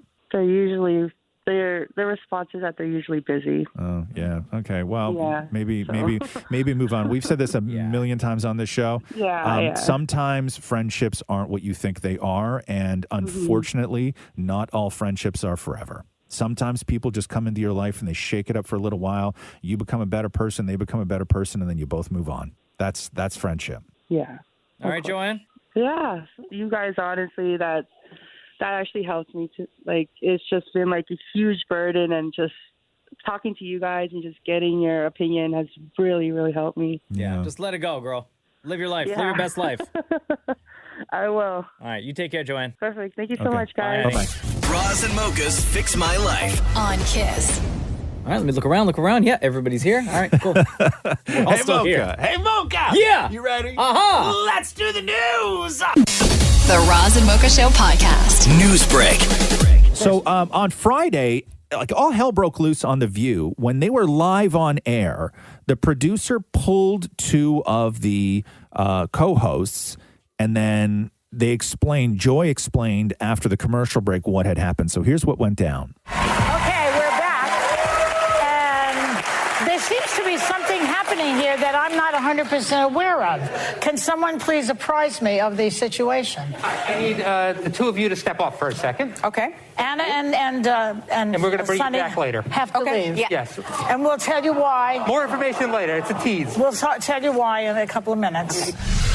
What happened is that Sonny and Anna both apparently tested positive for COVID. No matter how hard we try, these things happen. They probably have a breakthrough case, and they'll be okay, I'm sure, because they're both vaccinated up the wazoo. A lot of vaccines. And then Kamala Harris was actually there and supposed to walk out on set, and then she had to do her interview from a remote location. But Anna and Sonny both tested positive for COVID. Joy and the rest of the panel were back on yesterday giving an update. Friday's show took an unexpected turn when Anna and Sonny's COVID test came back positive while we were on the air. Live TV, ladies and gentlemen. Since that show ended, however, this is the update. We were all given numerous COVID tests. Oh, no. I mean, so many. My nostrils are so sensitive. It's like up your nose with a rubber hose. Yeah. Throughout the weekend, this was happening, too. And I am thrilled to report that Sonny and Anna's Friday results turned out to be false positives, and everyone is safe. Okay. The Roz and Mocha Show podcast. Daniel Craig, we know this is his last kick at the James Bond can. Got that new movie coming out. Yeah. They're not going to announce a new James Bond until he's fully run his course. They're going to give him this sort of, victory lap in the James Bond world. Respect.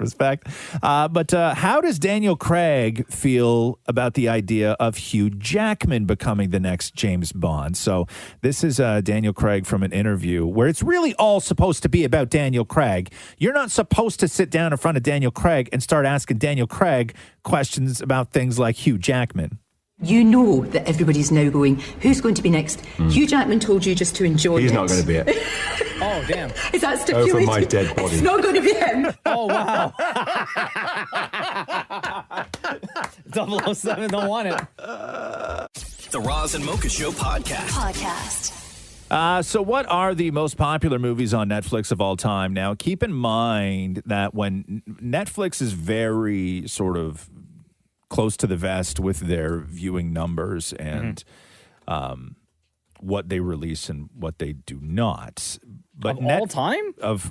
So within the first 28 days on the platform. So that's how they categorize it. So they take a month when something drops, and they figure out how many of these subscribers tuned into that show or movie. But Netflix counts a view as any account that watched 2 minutes of that movie or that show. Oh, that's not fair. But that's how they do it, right? So you can get into time watched because the actual time spent watching on movies and shows is different than the all-time most clicked on. Is it something like Godfather? It's nothing current, is it? No. So here is as far as their original sort of program. Oh, they're originals. Yeah. Oh, wow. Okay. So here are the most watched films within the first 28 days on Netflix. You tell me if any of these shock you. Okay. Extraction. Oh my God, yes. With Chris Hemsworth. Wow. Number 2 was Bird Box. That does not shock me. Number 3 was Spencer Confidential. Oh my God, I love that movie. Mark Wahlberg. Number 4 was Six Underground with Ryan Reynolds. Never watched it. Bonkers heist movie. It's crazy. Is it good? Yeah, it's great. I loved you know it. what? Going back to Extraction, Yeah. still haven't seen it. It's good. Murder Mystery with Jen Aniston and Adam Sandler. I love that movie. Yeah. Movie called The Old Guard. I don't know what that was. Never watched it. Enola Holmes. Great movie. Yeah. Great movie. 11 from Stranger Things. Something called Project Power, which I don't know what it is. That is that not with Jamie Foxx? Maybe. Was that the one when he took, similar to Limitless, where he takes the pill? Oh, maybe. Yeah. I think that's one. Army of the Dead. Oh, that great. was just released. And Zombies. Fatherhood. Oh, Kevin Hart. So, by the way, 99 million accounts watched at least 2 minutes of Extraction. Wow. That's over half of the people who subscribe to Netflix. Wow. Watched at least 2 minutes of Extraction. Not me. Now, when you get down to television shows, you tell me if any of these surprise you. At number 1, The want Office. to take an idea? No, original programming. Oh, original. Yes. Sorry. Like, Tiger King. Incorrect. Tiger King's on there, season 1, but it's Love way Is down the Blind? list at like 8. Nope. Too Hot to Handle. Bridgerton. Oh, I forgot about that. And yeah. then Lupin season 1 is number 2. Yeah. The Witcher is number 3 with Henry Cavill. Wow, yeah. okay. Sex Life is number 4. Stranger Things season 3 is in there. Okay. Money Heist is in there. Tiger King surprising. season 1. Then The Queen's Gambit. Then Sweet Tooth. Then Emily in Paris. Wow. Yeah. Okay, then. Yeah. All So right, I see. so there you go. Those are the most popular things going and over on Netflix. The Roz and Mocha Show podcast. Hey, there's a new host for The Bachelor. Okay. Are you ready for this? Is it Wells? Please tell me it's Wells. It's not. It's Jesse Palmer. Who's Jesse Palmer? Jesse Palmer, former football player, ESPN analyst. He was The Bachelor in 2004. Oh, God.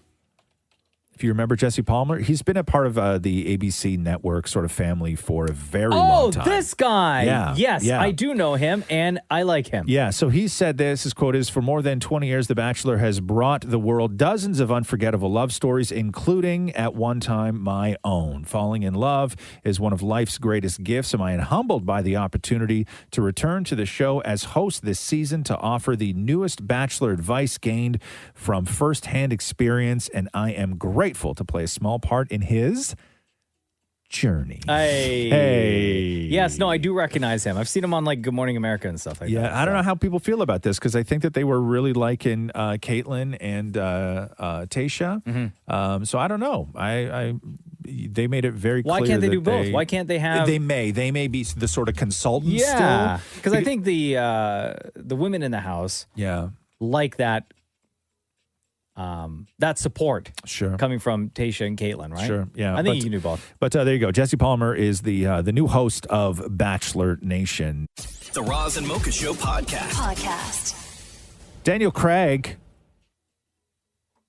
The premiere of No Time to Die was at Royal Albert Hall last night in London. Daniel Craig doing a ton of interviews. This is good. This is what Daniel Craig sort of would have said to himself before he got into this whole world of 007. Look up. I think I was thinking about this. I was thinking about who I was when I started it. And actually, I was kind of rather jealous of the fact that I was so naive back then, and therefore kind of just let it happen to me. And I think that was a really good thing to be. As I've gone on, I've learned more, and I'm more involved, and there's more pressure, and there's more things going on. I don't think there's anything I could have said to myself back then that would have changed anything, because I got a nice piece of advice from Pierce Brosnan, who just said, enjoy it. It's a ride. And he was right. It's all you can do. Cling on by your fingernails. The Roz and Mocha Show podcast. I don't know how I missed this from that Global Citizens Live show the other day, but Maury just put this in there for you. I want you to hear it. You know me, I think one of the greatest songs, I'm not even like a huge fan of the band or anything, but I think one of the prettiest songs ever written was Fix You by Coldplay. And I don't know how I missed this, but Coldplay, while doing Fix You at the Global Citizen Live event, brought out Billie Eilish and Phineas.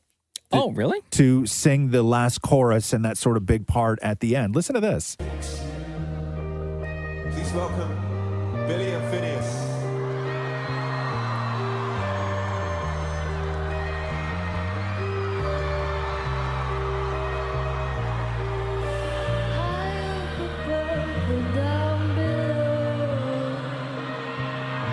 Wow, damn.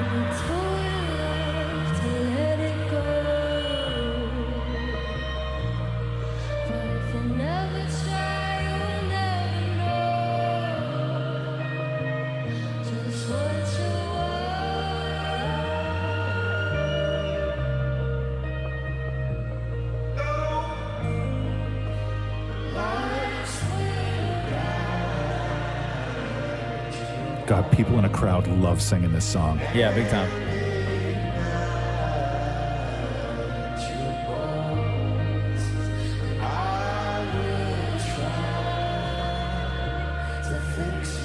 Oh, beautiful. Right? Yeah. You're getting goosebumps already. I know. That's what this song does. But when you see, it's so funny when you see Coldplay sing this song, man. It's like people know the assignment. Like every single person in that crowd, and he sings the song real soft too. Yeah. And he is always drowned out by everybody that's there. Because it's an anthem. Yeah. Yeah. love That was it. pretty. But no, I got goosebumps too, man. That's crazy. And quickly before we go, I don't know. I know. Like, I sort of need a hug right now. I don't want a hug. We're not hugging. More. I just said I need a hug. I don't want a hug. You know what I mean? Boy, jumped up out of that chair quick. Right. No, I don't even want an air hug. That's weird. That's not a thing. Air hugs. Is that like a thing from therapy? Air hugs that you learn? Like you're supposed to do those things? Do that when they go drinking. When they go drinking? What? People don't air hug when they go drinking. They real hug. What are you talking about? Who do you go out drinking with? Yeah. I even air hugged my neighbor yesterday. What does that mean? You air hug Where your you sort of neighbor? put your arms out and hug from a distance, and you sort of, I guess, tap their Okay, back. but get from back to afar. the we do this while we drink thing. I don't understand. Oh, when you that. like meet friends or whatever, like hey, air hugs. Nobody does that.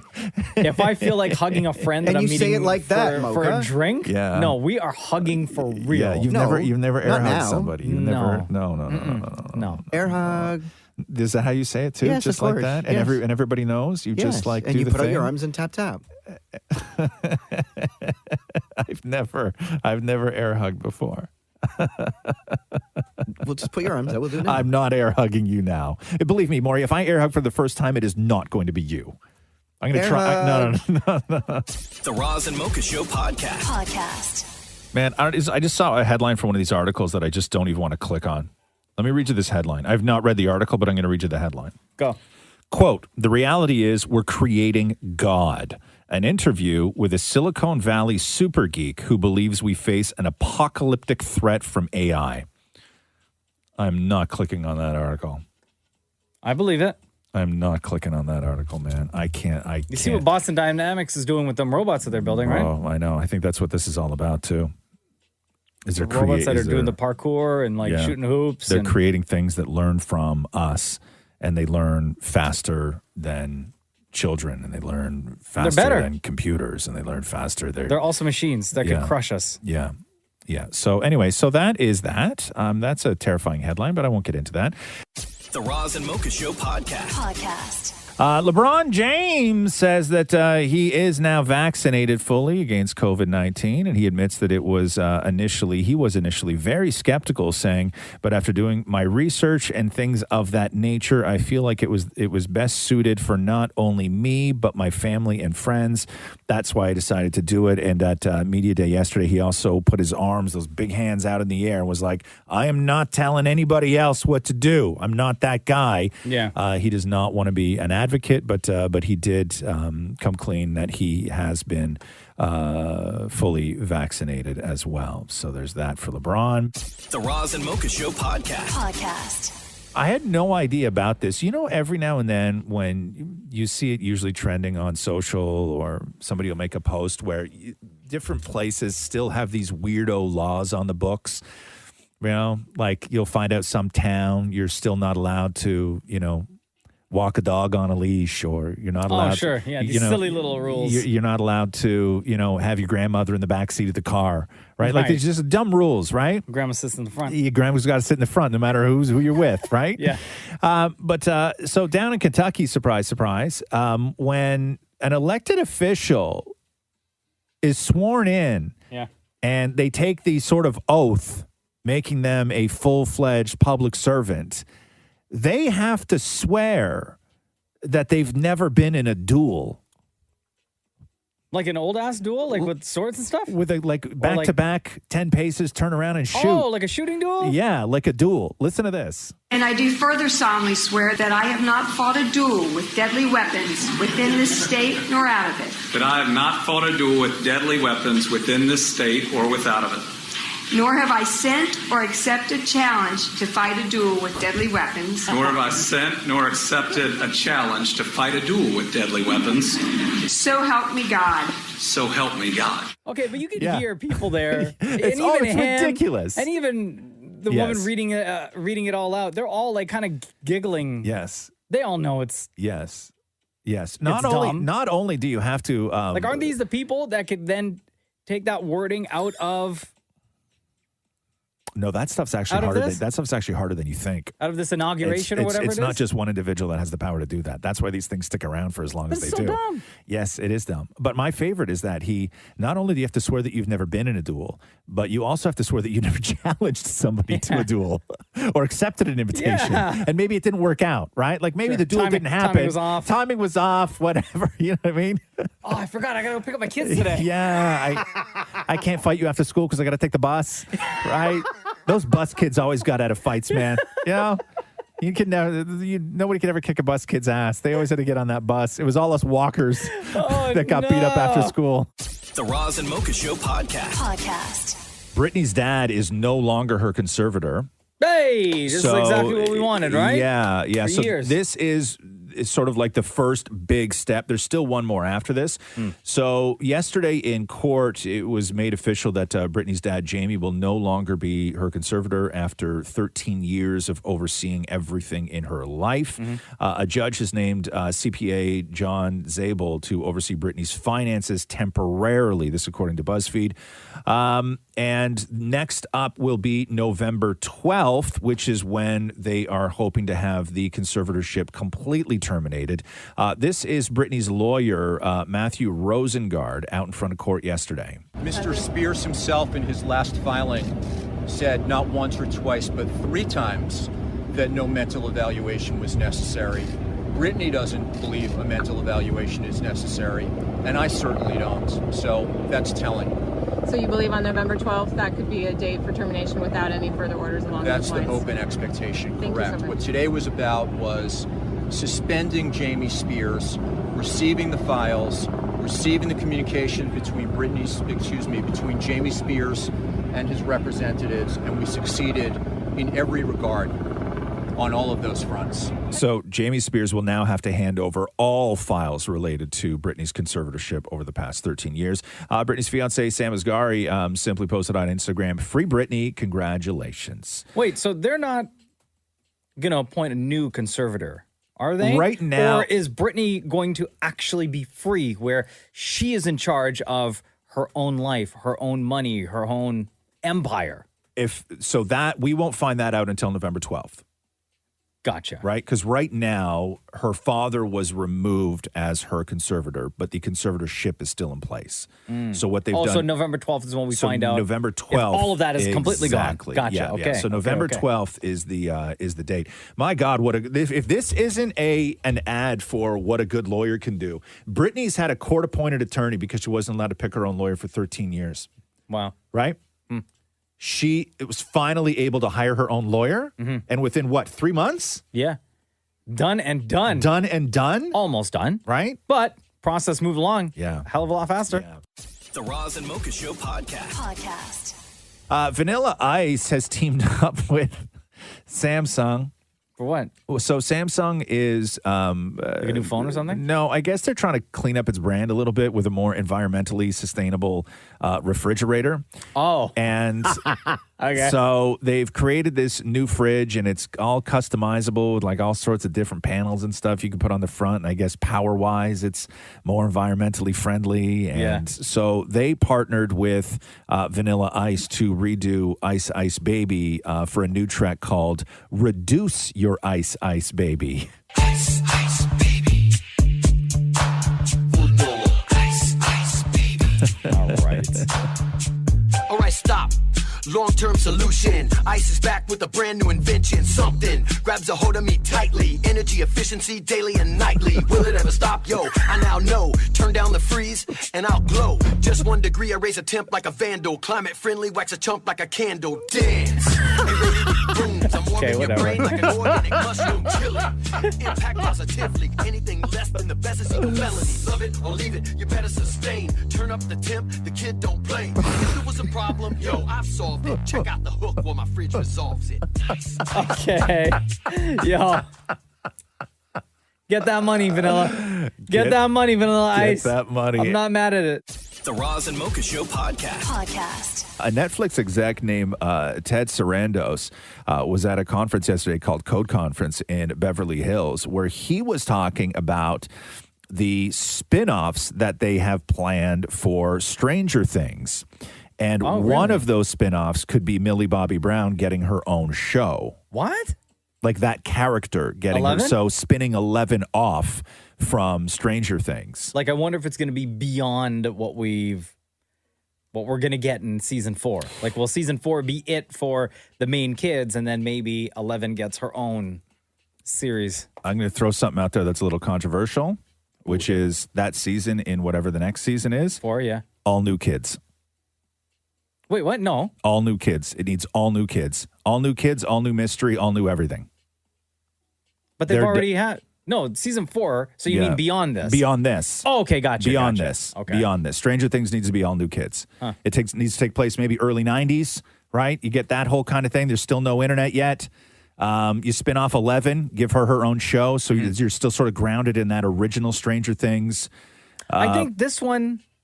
Oh, no, this one... Maybe... Oh, no, I think this next one is like late 90s. Yeah. Or sorry, late 80s, I think. Because do you remember they tried to build they tried to expand the universe in Stranger Things where they did that one season where they split 11 away from the group, and then she went and met other people who were just like her. Yeah, it was and the worst. then the following season that was just never referenced. Yeah. Because it was a huge mistake. Big time. That's what I fear is going to happen with all of these spin-offs, is that you make the world too big, you need to make the world smaller again. You need to get a new group of kids, bring those kids together, give them some sort of mystery, and then give 11 her own show. Stranger Smaller Things. The Roz and Mocha Show podcast. I want to get to... hold on here. There's so much going on, man. Oh, so this Ellen Pompeo, I had a big conversation with a fan of the show yesterday on Instagram about Grey's Anatomy. I talked a lot about Grey's Anatomy yesterday. Wow, yeah. okay. Yeah. I think what was her name? Chrissy something? had lots of thoughts on Grey's Anatomy because neither of us liked this past season, the COVID season. It was just a huge mistake. And then now word is that this upcoming season of Grey's is most likely going to be the last season of Grey's. Really? Yeah, But they haven't, just in the direction that nothing official. The story's going. And I think that, and I think just based on also Ellen Pompeo's contract, because Shonda Rhimes had said forever that with no Meredith Grey, there is no Grey's Anatomy, right? So, and I think that the way that Ellen Pompeo's contract works is I think that this may be her last. But she's got a podcast, Ellen Pompeo, and she talked on her podcast about this huge fight that she got into with Denzel Washington. What? On set of Grey's Anatomy. So Debbie Allen, I guess, was starting to lose interest in Grey's Anatomy, and then they brought in Denzel Washington to sort of spice up the day a little bit and let him direct an episode. And so one of the things that she says on the podcast, so Denzel directed, it was season 12, episode 9, called The Sound of Silence. And on the podcast, Ellen Pompeo says, referring to Denzel as a superstar, she said, superstars are superstars for a reason. There's just an energy and vibration that they give off that makes them super charismatic. Patrick Dempsey has it, Obama has it, and anyone that I've ever met like that, it's like crazy charismatic. And Denzel has it in spades for sure. But Denzel is a movie star. He doesn't know ish about directing television. So he didn't even know anything about Grey's Anatomy because Denzel doesn't watch television. It was Denzel's wife who was a fan of Grey's Anatomy, and that's why he took the job. So listen to the rest of this story that Ellen Pompeo tells on the podcast. One of the scenes at the end of the episode, and I have to go apologize to this man who beat me up, right? And so Meredith was really hesitant and reluctant, right? Like my jaw was broken and I couldn't bring myself to go hear the apology from this character. So I get pushed up in the wheelchair and he's in a chair. He apologized to me, but he was doing it really softly. He made this choice to speak very softly. And I yelled at him and I was like, look at me. When you apologize, look at me. And that wasn't in the dialogue. And Denzel went ham on my ass. He was like, I'm the director. Don't you tell him what to do. And I was like, listen, this is my show. This is my set. Who are you telling? Like, you barely know where the bathroom is. And like, you know, I have the utmost respect for him as an actor, as a director, as everything. But like, we went at it one day. And then his wife came to set to visit. And I was like, I was not talking to him. I was mad at him. And I told his wife, I was like, yeah, he yelled at me today. You don't yell at the great Denzel. I guess unless you're Ellen Pompeo. She did. Damn. Isn't that great?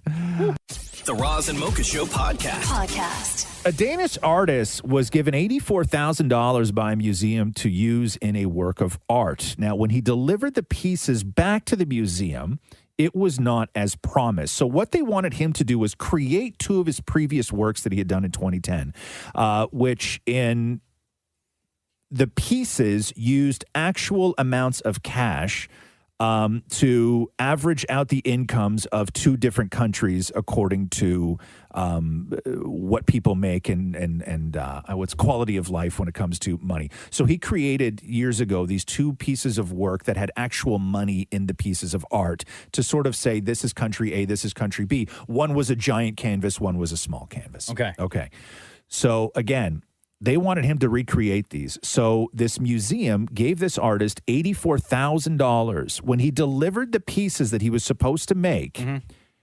What he did, the artist, a guy named Jens Hanning, he gave the Museum of Modern Art in Aalborg, Denmark, 2 blank canvases with nothing on them. And the piece that he delivered was simply called Take the Money and Run. Boss move. Yo, he dipped. Wow. All right. Yeah. They also said that is art. The museum also said that they do have a contract that the $84,000 was supposed to be used in the art pieces and then delivered back to the museum after its run in January. Oh, no. So, yeah, so you should see the picture. It's literally 2 blank canvases that he did nothing to and just delivered that and called it Take the Money and Run. That's when you wait. I guess that's to his new submit your statement assignment on the very at the last minute. Right? Sitting in the car with a Sharpie. My God, I can't believe he did that. The Roz and Mocha Show podcast. You have to hear this Mayim Bialik story. So Mayim Bialik, years ago in the late 90s, real good friends with Neil Patrick Harris. And Mayim Bialik, much like myself, not a fan of musical theater. Right. And she went to see Rent on the invitation from her good friend Neil Patrick Harris. And this night at the theater to see Rent is what ruined Mayim Bialik and Neil Patrick Harris's friendship, because when it came time for the standing ovation, she didn't stand. I have a very bad story about a musical. I saw Rent. I was friends with Neil Patrick Harris. Yes. This is a terrible story. Go on. I was a teenager, and I did not. It wasn't my thing. Sure. But when your friend is in the play, Yeah. and then everybody's clapping at the end, and you say to your boyfriend next to you, I don't want to stand for this. And then you 'cause they look all up stood and up Neil for- Patrick Harris is looking right at you. It's a bad day. Hang on. So everyone was stood up. And Standing ovation, because everybody loves Rent, and Neil Patrick Harris was in it. It was like, we were teenagers. It was like right after he finished Doogie Howser. And Neil was fantastic. I mean, he's amazing. Yeah. But I just wasn't into like the let's give a standing ovation. It wasn't my thing. That's the time when you don't say it out loud. Because Neil was reading my lips, and when I went backstage to say hi to him, he said, we were friends at the time, he said, I kid you not, why did you say you weren't going to stand up? He read my lips. A very fair question. I did not have a good answer. No. It was many years ago. We didn't speak for a long time. I mean, I hate musical theater, right? But I'm not also being polite. But I'm not going to protest a standing ovation. Like you know what I mean? Like if everybody around you stands, you got to stand. Also, it's your friend on stage. I know. Right? Performed his heart out the whole night. And now it's time for Ask Roz and Mocha. All right, got a ton of questions to get through today. Hello, Macy. Welcome to the Roz and Mocha Show podcast. How are you? Good. How are you? Good. Where do you listen to the show from? Oh, I'm at Belleville right now. Oh, okay, cool. So what is your question? How long should you wait before you are more serious in a relationship, I guess? Like until you tell somebody that you love them? Yeah, I guess. Are you thinking that you might be at that point, or has somebody said that to you recently? No. I just got out of a 15-year relationship. Oh, wow. Damn. So. What happened? How did it end? Why did it end? Oh, we were high school sweethearts. So we just grew apart. It was rocky at the end, but we're really close still. Like we're best friends still, but he's getting more serious into a relationship quite quickly. Mm-hmm. Okay. And I'm just like, I've never been in another adult relationship in my life because I've been with this one guy forever. Mm-hmm. So I'm just like, is that normal? Or like, is what normal? The fact that you're scared, or the fact that he's moved on so quickly? like I don't know, just curious more. So when you ask this question, like what is the, because let me read, I want to read what originally you had written, just so I don't get it wrong. You said, when is the normal amount of time to be in a relationship before saying you love them or get more serious? Is this because you look at your ex who has so quickly moved on and it worries you, or you feel bad about it, or you wind up questioning whether the love that you guys had was real? I'm just more worried. Worried about what, though? What are you worried about? Like more him getting hurt, like moving on too quick. Oh, Like, more for more- him. So it's not about you, not about you. No, it's about him. Well, it is Gotcha. Yeah. like I'm looking at it like as a friend for him, but also like, is that normal in an adult relationship to move on like in a month? Nothing is normal in an adult relationship. But I will say this: you guys were together for how many years? 15, she said. 15 years, and you've been apart for how long now? Well, 2 months. Ooh. But we still live in the same house because we're trying to sell our house, so it's a little awkward. So hold on here. So is he bringing his new girlfriend? I guess it's his girlfriend. Is he bringing her home to where you guys live currently, or is he just always going there, like to her place? Well, because we have a son, so we're doing 50-50 custody at the moment. Yep. So when it's his time off, he's like out of the house, but he wants me to meet her so he can have her around our son. Okay, hold on. How long has he been with this woman for? 2 months? Maybe. Yeah. Are you starting to think that this might have been going on for a whole lot longer than 2 months, though? Huh? Oh no. Are you sure? No. Yeah, 100%. Okay. So wait, so where did he meet this woman then? Bumble? He's known her for a while, or this is it's an online thing? Yeah. Okay. Here's what I question. That he was in a relationship. He's got a kid. He was in a relationship right away, and you guys break up, and he immediately downloads Bumble, right? Yeah. He immediately finds somebody, and he found somebody so fast who is totally fine with the fact that he is still living with his ex, that he has a kid, and he's already at the point now where he wants you to meet this new woman to approve the fact that he can then bring her around the kid? Yeah, because they already said the I love you part. They've already said the I love you part. They ain't going to last, sweetheart. That relationship's not going to work at all. But I will say this, though. Are you guys still technically married? Have you filed for divorce? We're technically married. We're just separated. Are you going to file for divorce? We're not even legally separated yet. Are you going to file for divorce? Maybe in a year. Yeah. Because you think they're going to get back together? No, I think that I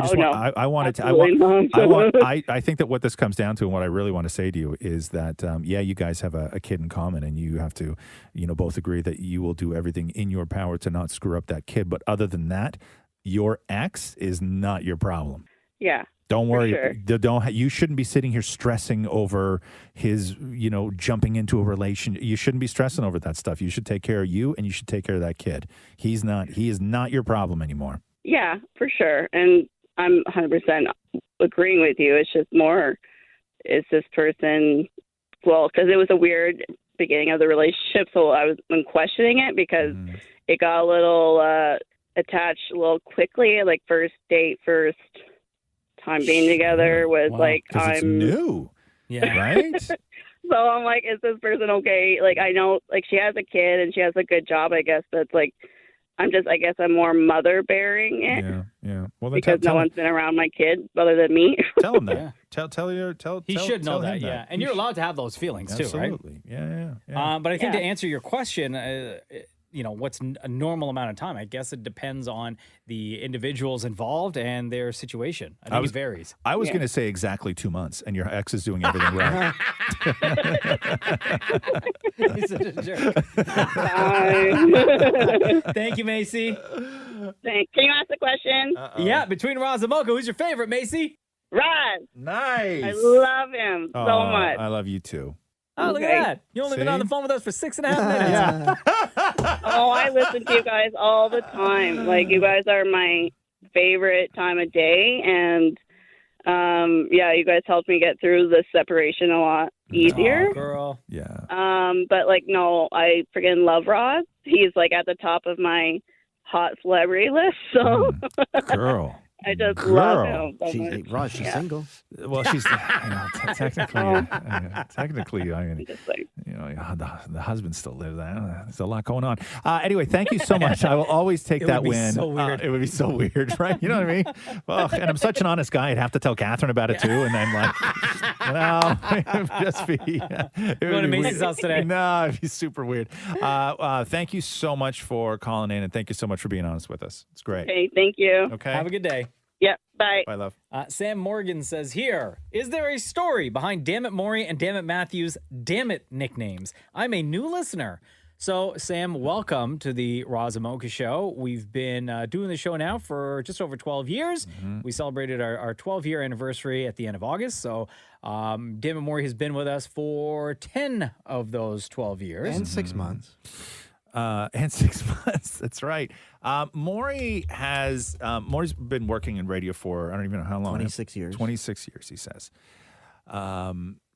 And you've had sort of different nicknames throughout your time in radio. Like Pee Wee Sherman. Pee Wee Sherman, because Maury's last name is Sherman, right? So one guy he worked with called him Pee Wee Sherman. Pee Wee Sherman. How did you feel about Pee Wee Sherman? Hey, I didn't mind it. I thought it was funny. You didn't mind it. And what was the other one? Planet Maury. Planet Maury. Yeah. And who gave you Planet Maury? Or you named yourself that? I gave myself, that was my website at the time, and they liked it. So they were like, hey, we should just call you that. Why Planet Maury, though? Because the what's- world revolves around you. Oh, so wait a second. The world revolves around you, so you called yourself Planet Maury. No, I already did, but they wanted to do it because... No. I just mean, I mean your logic behind this. Oh, my life was just because it was a website and it's around the world, so I thought Planet Maury because you could see it globally. Okay, hold on here. But you decided to name yourself Planet Maury because why? Well, they said because the world revolves around you. Okay. That website doesn't exist anymore. By the No, way. I know, because I stopped paying the for it. world revolves around you. So, like, what planet would you? I don't understand the. Like, I'm my own planet and everything revolves around Okay. Okay. I'm just trying to think of, like, you would be the sun then, right? Sure. Yeah. Right. I'm Okay. hot. Right. Sunny. I would have just gone with Sunny then. If that's what you wanted to do. Makes a whole lot more sense than Planet Maury. And then so Damn It Maury happened because you like a nickname, right? Like you. I'm from the old radio days where everybody has to have a thing. Right, everybody has to have a thing, and we knew that Maury liked that, and then there was no, it wasn't sort of like intentional of what he was going to be called, but originally what happened is that whenever Maury would say something, do something multiple times in a meeting, inevitably somebody would look over at Maury, and the reaction would be, "Damn it, Maury." Well, actually, no. Originally, it was like Maury. Right, and then but we couldn't call him Maury on the show, right? So it became "Damn it, Maury!" Yeah, and then it started to work, and it was like catching on, and people would always call in and be like, "Ah, damn it, Maury!" And then it really kicked into high gear and became an actual thing when Maury met Charlie Sheen. Yeah. And then Charlie Sheen was like, "Oh, damn it, Maury, damn it," right? And he was like super into the name, and Charlie Sheen's love for the name "Damn It, Maury" is really what kind of made it legendary. Right? And then just by association, Matthew, we just started calling him Damn It Matthew, and then they became the Dammits. And then they became the Dammits. And my dad Mocha was like, "I love the Dammits," and then everybody who was a fan of the show was like, "More with the Dammits." and Maury, and your father is on Instagram and he's Damn It Dad. Damn it, Dad, right? on Instagram. So that's the story. That's the story behind that. Katie says here, what is something you would do with your friends that you wouldn't do with your spouse? What is something that I would do with my friends that I wouldn't do with my spouse? Oh, go to like a wrestling event. Sure. Yeah. Right? Yeah. Jenna wouldn't care for that. No. I was going to say strip club. Yeah, that I'm sure, but you wouldn't go to a strip club, Maury, would you? Like if friends were like, "We're going," I'd be like, "Okay, cool." Because if I brought Matthew, it wouldn't be as fun. Oh, we took Matthew to a strip club one time. Oh my God, it was drama. It was. He was the a drama worst. queen, Have you heard the story, Mocha? It was the Yeah, I heard it. worst night. So Catherine, for my birthday, one year rented a bus, right, like a party bus. For me and a bunch of dudes. You were invited, but you couldn't come, No, right? I had a family You had a thing. family thing. Yeah. Boy, you missed out on this. So we had an extra seat. So we thought it would be funny to invite the Dammits. And Catherine set the whole thing up. So we were going to go to Niagara Falls. We were going to gamble. We were all going to go to for steak dinner. And then we were going to go to a strip joint, right? Everybody was sort of on board and into it. And we went, and Matthew just was not loving life at all, right? And the whole time, Maury is there wishing Catherine didn't invite Matthew, right? Because he would have had such a better time. And then when we went to the strip club, Matthew was horrified. Really? No. Angry. Angry. Really? Angry. Visibly furious. Did he say anything to anybody? Yes. Yeah. To who? Just to you? To everyone. Anyone who would listen. Yeah. What was he saying? Oh, What was he saying? No, he was just like, he was so angry that nobody wanted, like, nobody could have fun because Matthew was so angry. Really? Yeah. And then somebody said something about, like, a dancer came over. No, a dancer put her handkerchief on his lap. Right. And sat on his lap. And he was Right. just like, oh, that's right. He was disgusted. Oh. He was like, this woman is the same age as my mom. Yeah. Oh, yeah. Oh, no. Matthew did not have. And he stormed out to the bus. He stormed out of the strip joint. Yes. No. Yes. And he waited on the bus by himself until you guys got on? Yeah, like it was not cool. I Like, tried it was- recording him for the show. Yeah, it was So not cool at all. What happened on the bus ride back home. I like just at the end of the night. I ignore. I knew and don't get me wrong. I'm not saying that I don't understand why he was, but I just think that he was just I understand you not wanting to do something, and that's fine, right? But he was angry at everybody, right? Really? He just thought, how could you be at this? Yeah, he was so angry at all of us, right? Really? Yeah. Oh my God. But I would and- say, and you'd agree, if Yeah. I was alone, I would be the life of the party. I would have been broke buying Maury dances, right? I would have gone broke because Maury just would at the time of his life, Yeah. right? He would have had so much fun. Oh my God. And that was one night, I know, because really, how often do I invite Maury to come out and party with me? Right? Once. Like once, right? Like once. And the one And time. the one It was time. the worst. Oh, no. But I honestly know I would have had the time of my life. You would have had the time of I your would have been life. so drunk. You guys should do naked. a It would have been do-over. amazing. Yes. A do-over this weekend. No, man. No, you can't do that. I would say it's the one thing you do with friends, but you can't do with your spouse. I would I don't think I would ever go for wings with Catherine because No. she just doesn't eat that Oh, stuff. yeah, I guess, true. right? Like she's not a wing person. Smoke weed? I don't smoke weed. I don't smoke weed. Catherine takes gummies though. Oh, yeah? Yeah. Like yeah. weed, like she loves them. CBD. Yeah, I don't know what That's the hell different. they are. I don't- CBD is for like stress or anxiety. I don't know what she does. She has things in her nightstand. Every now and then I wake up middle of the night because I hear the foil on the back of the pack opening. yeah. And she's just doing, I don't know what she's doing. I use over there. CBD cream Microdosing on my or feet. stuff like that. Yeah? I use weed cream on my feet. Really? What huh? happens? And you feel relaxed? Well, it's to take away all of the the crustiness and the cracking. Ugh, gross. In your personality or in the feet? Oh, I got you. You should rub it on your personality, yeah, bro. Should swallow it. It probably says somewhere on there. Yeah. Safe to ingest. Dallas Singh says here, when you sous vide a steak, Yep. when do you season it? Before you put it in the sous vide or before you put it in the pan? I'm not big on when it comes to steak. I don't throw a lot of garlic and herbs and all that stuff in the sous vide bag just because I don't like that flavor on my steak, right? So I don't sous vide. I don't season my steak with anything else. Sometimes I don't even put salt on it before it goes in the sous vide. Sometimes Really? I wait. Yeah, because what I've been doing lately is when the steak comes out of the sous vide, what I then do is I dry it off with a paper towel. Then I leave it on a paper towel and I salt both sides. Flip it, salt it, right? And then I leave it there for like 20 minutes.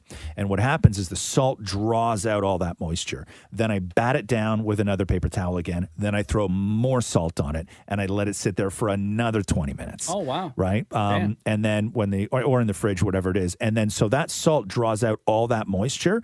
And then when I eventually salt it again and throw a little oil on it and into a pan, it becomes so crispy on the outside. It's like the best. It's almost like crackle, like bacon bit crackles on the outside when you take all that moisture out. Because the problem with steaks and sous vide is that if you take it out of the sous vide too soon and then you put it into a pan or on the barbecue, there's so much moisture in there, and if it's wet, it won't brown. Right? Yep. So if it's wet, it won't brown. So before you brown it, you have to make sure that outside is nice and dry and whatever fat's on there is nice and dry, and then that'll like throw up flames and everything else. But I rarely do. Do you? Oh, do you, I was going to say, do I'm you? the opposite. I put You are. Salt, pepper, garlic, and butter Yeah. into the sous vide bag. Right. And then once it's done, pat it dry, and then I kill it with more salt and pepper. Yeah. Leave it for a bit before I finish it off in a pan. Yeah. See, there you go. So there's two different ways to do it, but either way, like coming out of the sous vide, if you're doing it to the right time and temp, like it's going to be perfectly cooked anyway. Yeah. So however you choose to finish it off, like I like a thick like crust on the outside of a steak and then like rare in the middle. Like that's how I like a steak. But you really can't screw it up. And the best thing about it is just try different things. Like just buy a cheap steak, because even cheap steaks taste great coming out of the sous vide. Just buy a super cheap steak and throw some stuff in it. And if you like it, you like it. If you don't, you don't. Manjat says here, what do you do on weekends when the weather is not nice outside? I guess it depends. Like if it's raining outside, or if it's like in the wintertime, there's too much snow. Well, no, but you'd be inside watching Netflix or Amazon. I don't know. For us, I mean, frig. Cruz is 4, so he just terrorizes the house. Like, we just play with literally every single one of his toys. Right. And it's also the time when we have, we do a lot of painting. We have like a giant like roll of that brown like paper. Yeah. And we just lay that out on the floor and tape it down and then just get a whole bunch of paint, and he puts on his little smock, and then we just go nuts painting. So what do you do though? Like let's not say in the hours where you're not entertaining or keeping Cruz occupied or all that other stuff. Like what do you do on a day where you can't go outside and putter around in this kind of stuff? I will sit on my phone, or I'll go sit on the laptop and just like watch a ton of YouTube videos. Yeah. Or I will go and I'll go and clean the garage. Right. Yeah, fair enough. Yeah. Boring. I like that. Or I'll go in the we have like a little work shed, so I'll Yeah. go in there and just like organize tools and stuff. Yeah. And clean up. Love that. Yeah. Yeah. Yeah, Maury? No, if there's like, I love when it's like nutty, like crappy outside, because then I can just lie on the couch and watch shows. I love But you doing guys that. sleep till 2 on a Saturday Or I'll anyway, go though, read, right? like read more of my book. But or you something. do all that during the day now anyway. I love doing it. Right. What a life. Yeah, that's what makes you you, huh? Yeah, no, I don't really do I don't do much. Like my life when it's nice out and not nice out. Like if it's nice out, like I'll still sort of like I can be on my computer or I can be cooking, but I think that when the weather's not nice, I cook more, right? Like I plan on making things that take all day. Like if I know the weather's going to be crap, I just if I was thinking of just making something that was going to take an hour or whatever it was, if the weather's crap, I'll make something that's going to take me all day. Ooh, like nice. I'll make like a sauce, or I'll make something that's like 5 steps or whatever. Just because I like being in the kitchen, right? And I like when it's cold outside or snowy outside, I like really delicious food smells in the house all day. It's So my favorite time of year when you start cooking soups. yeah. I mean, I make soup all the time, but like Catherine will throw in like an apple crumble in the morning, or my God. and so you have that The smell of that in the house? So Damn. you have that smell, and then I'll do something later on in the afternoon and through the evening. But cooking is my thing. So I'd say that I just cook more when the weather's not great. Boiling apple cider on the stove top. Yeah. We've never done that. Just normal apple cider, but then you put in a tea bag some of the mulling spices, and then it makes it really nice. And it's for drinking or just to smell at the house? No, to drink. Oh, but oh. it smells amazing. No, because sometimes people will like cut a can lemon buy a and like candle put for it that. in, and put it in Yeah. like Yeah. water or whatever, and leave it like on the counter. Yeah. So the house smells up. Yeah. Prachi says here, reading the book before watching the movie adaptation, or reading the book after watching the movie adaptation. Neither. Just watch the movie. Oh, after 1,000%, always. I only watch the movie. Same. I only watch the movie. I only watch the I movie. can't remember the last time I read. I'm pretty sure I talked about this before, but Yeah. I can't remember the last time I read a full book. No, me neither. Oh, I loved. In fact, when I watched the movie Perks of Being a Wallflower, which is my favorite movie, yes, I then read the book, and the book was even better. Wow, really, huh? Yeah. Yeah. Maury's a big reader, though. Oh, and then Yeah, I I'm not. screwed up. So the movie Dear Evan Hansen is made by the same guy that did Perks of Being a Wallflower, Stephen Kopolsky. Yeah. And I told him, I like gushed on the red carpet to him, and I said, like, sorry, but like you like made the best movie of all time, blah, blah. And he was like, do you have your book here? I'll sign it. Mm-hmm. And I'm like, I didn't bring my book. He's Right. like, well, text your husband, have him bring it over. Oh, no. And I'm like, in my mind going, you can't do that. But it's killing me. He's like, you're like teasing me because I can't do that. But it's like, and now I could have had the book signed. I don't know what to do. Why don't you hit him up on social? I've DM'd. He doesn't check. Oh. What's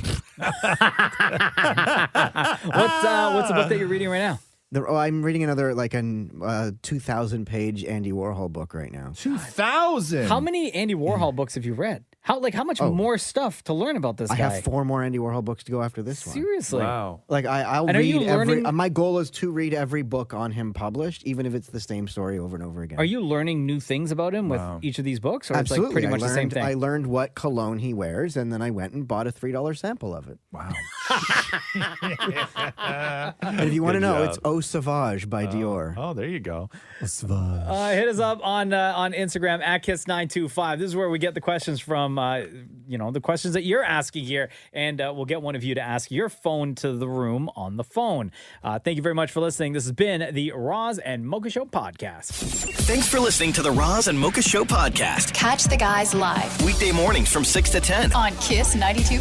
Kiss925.com. Or download the Kiss 92.5 app.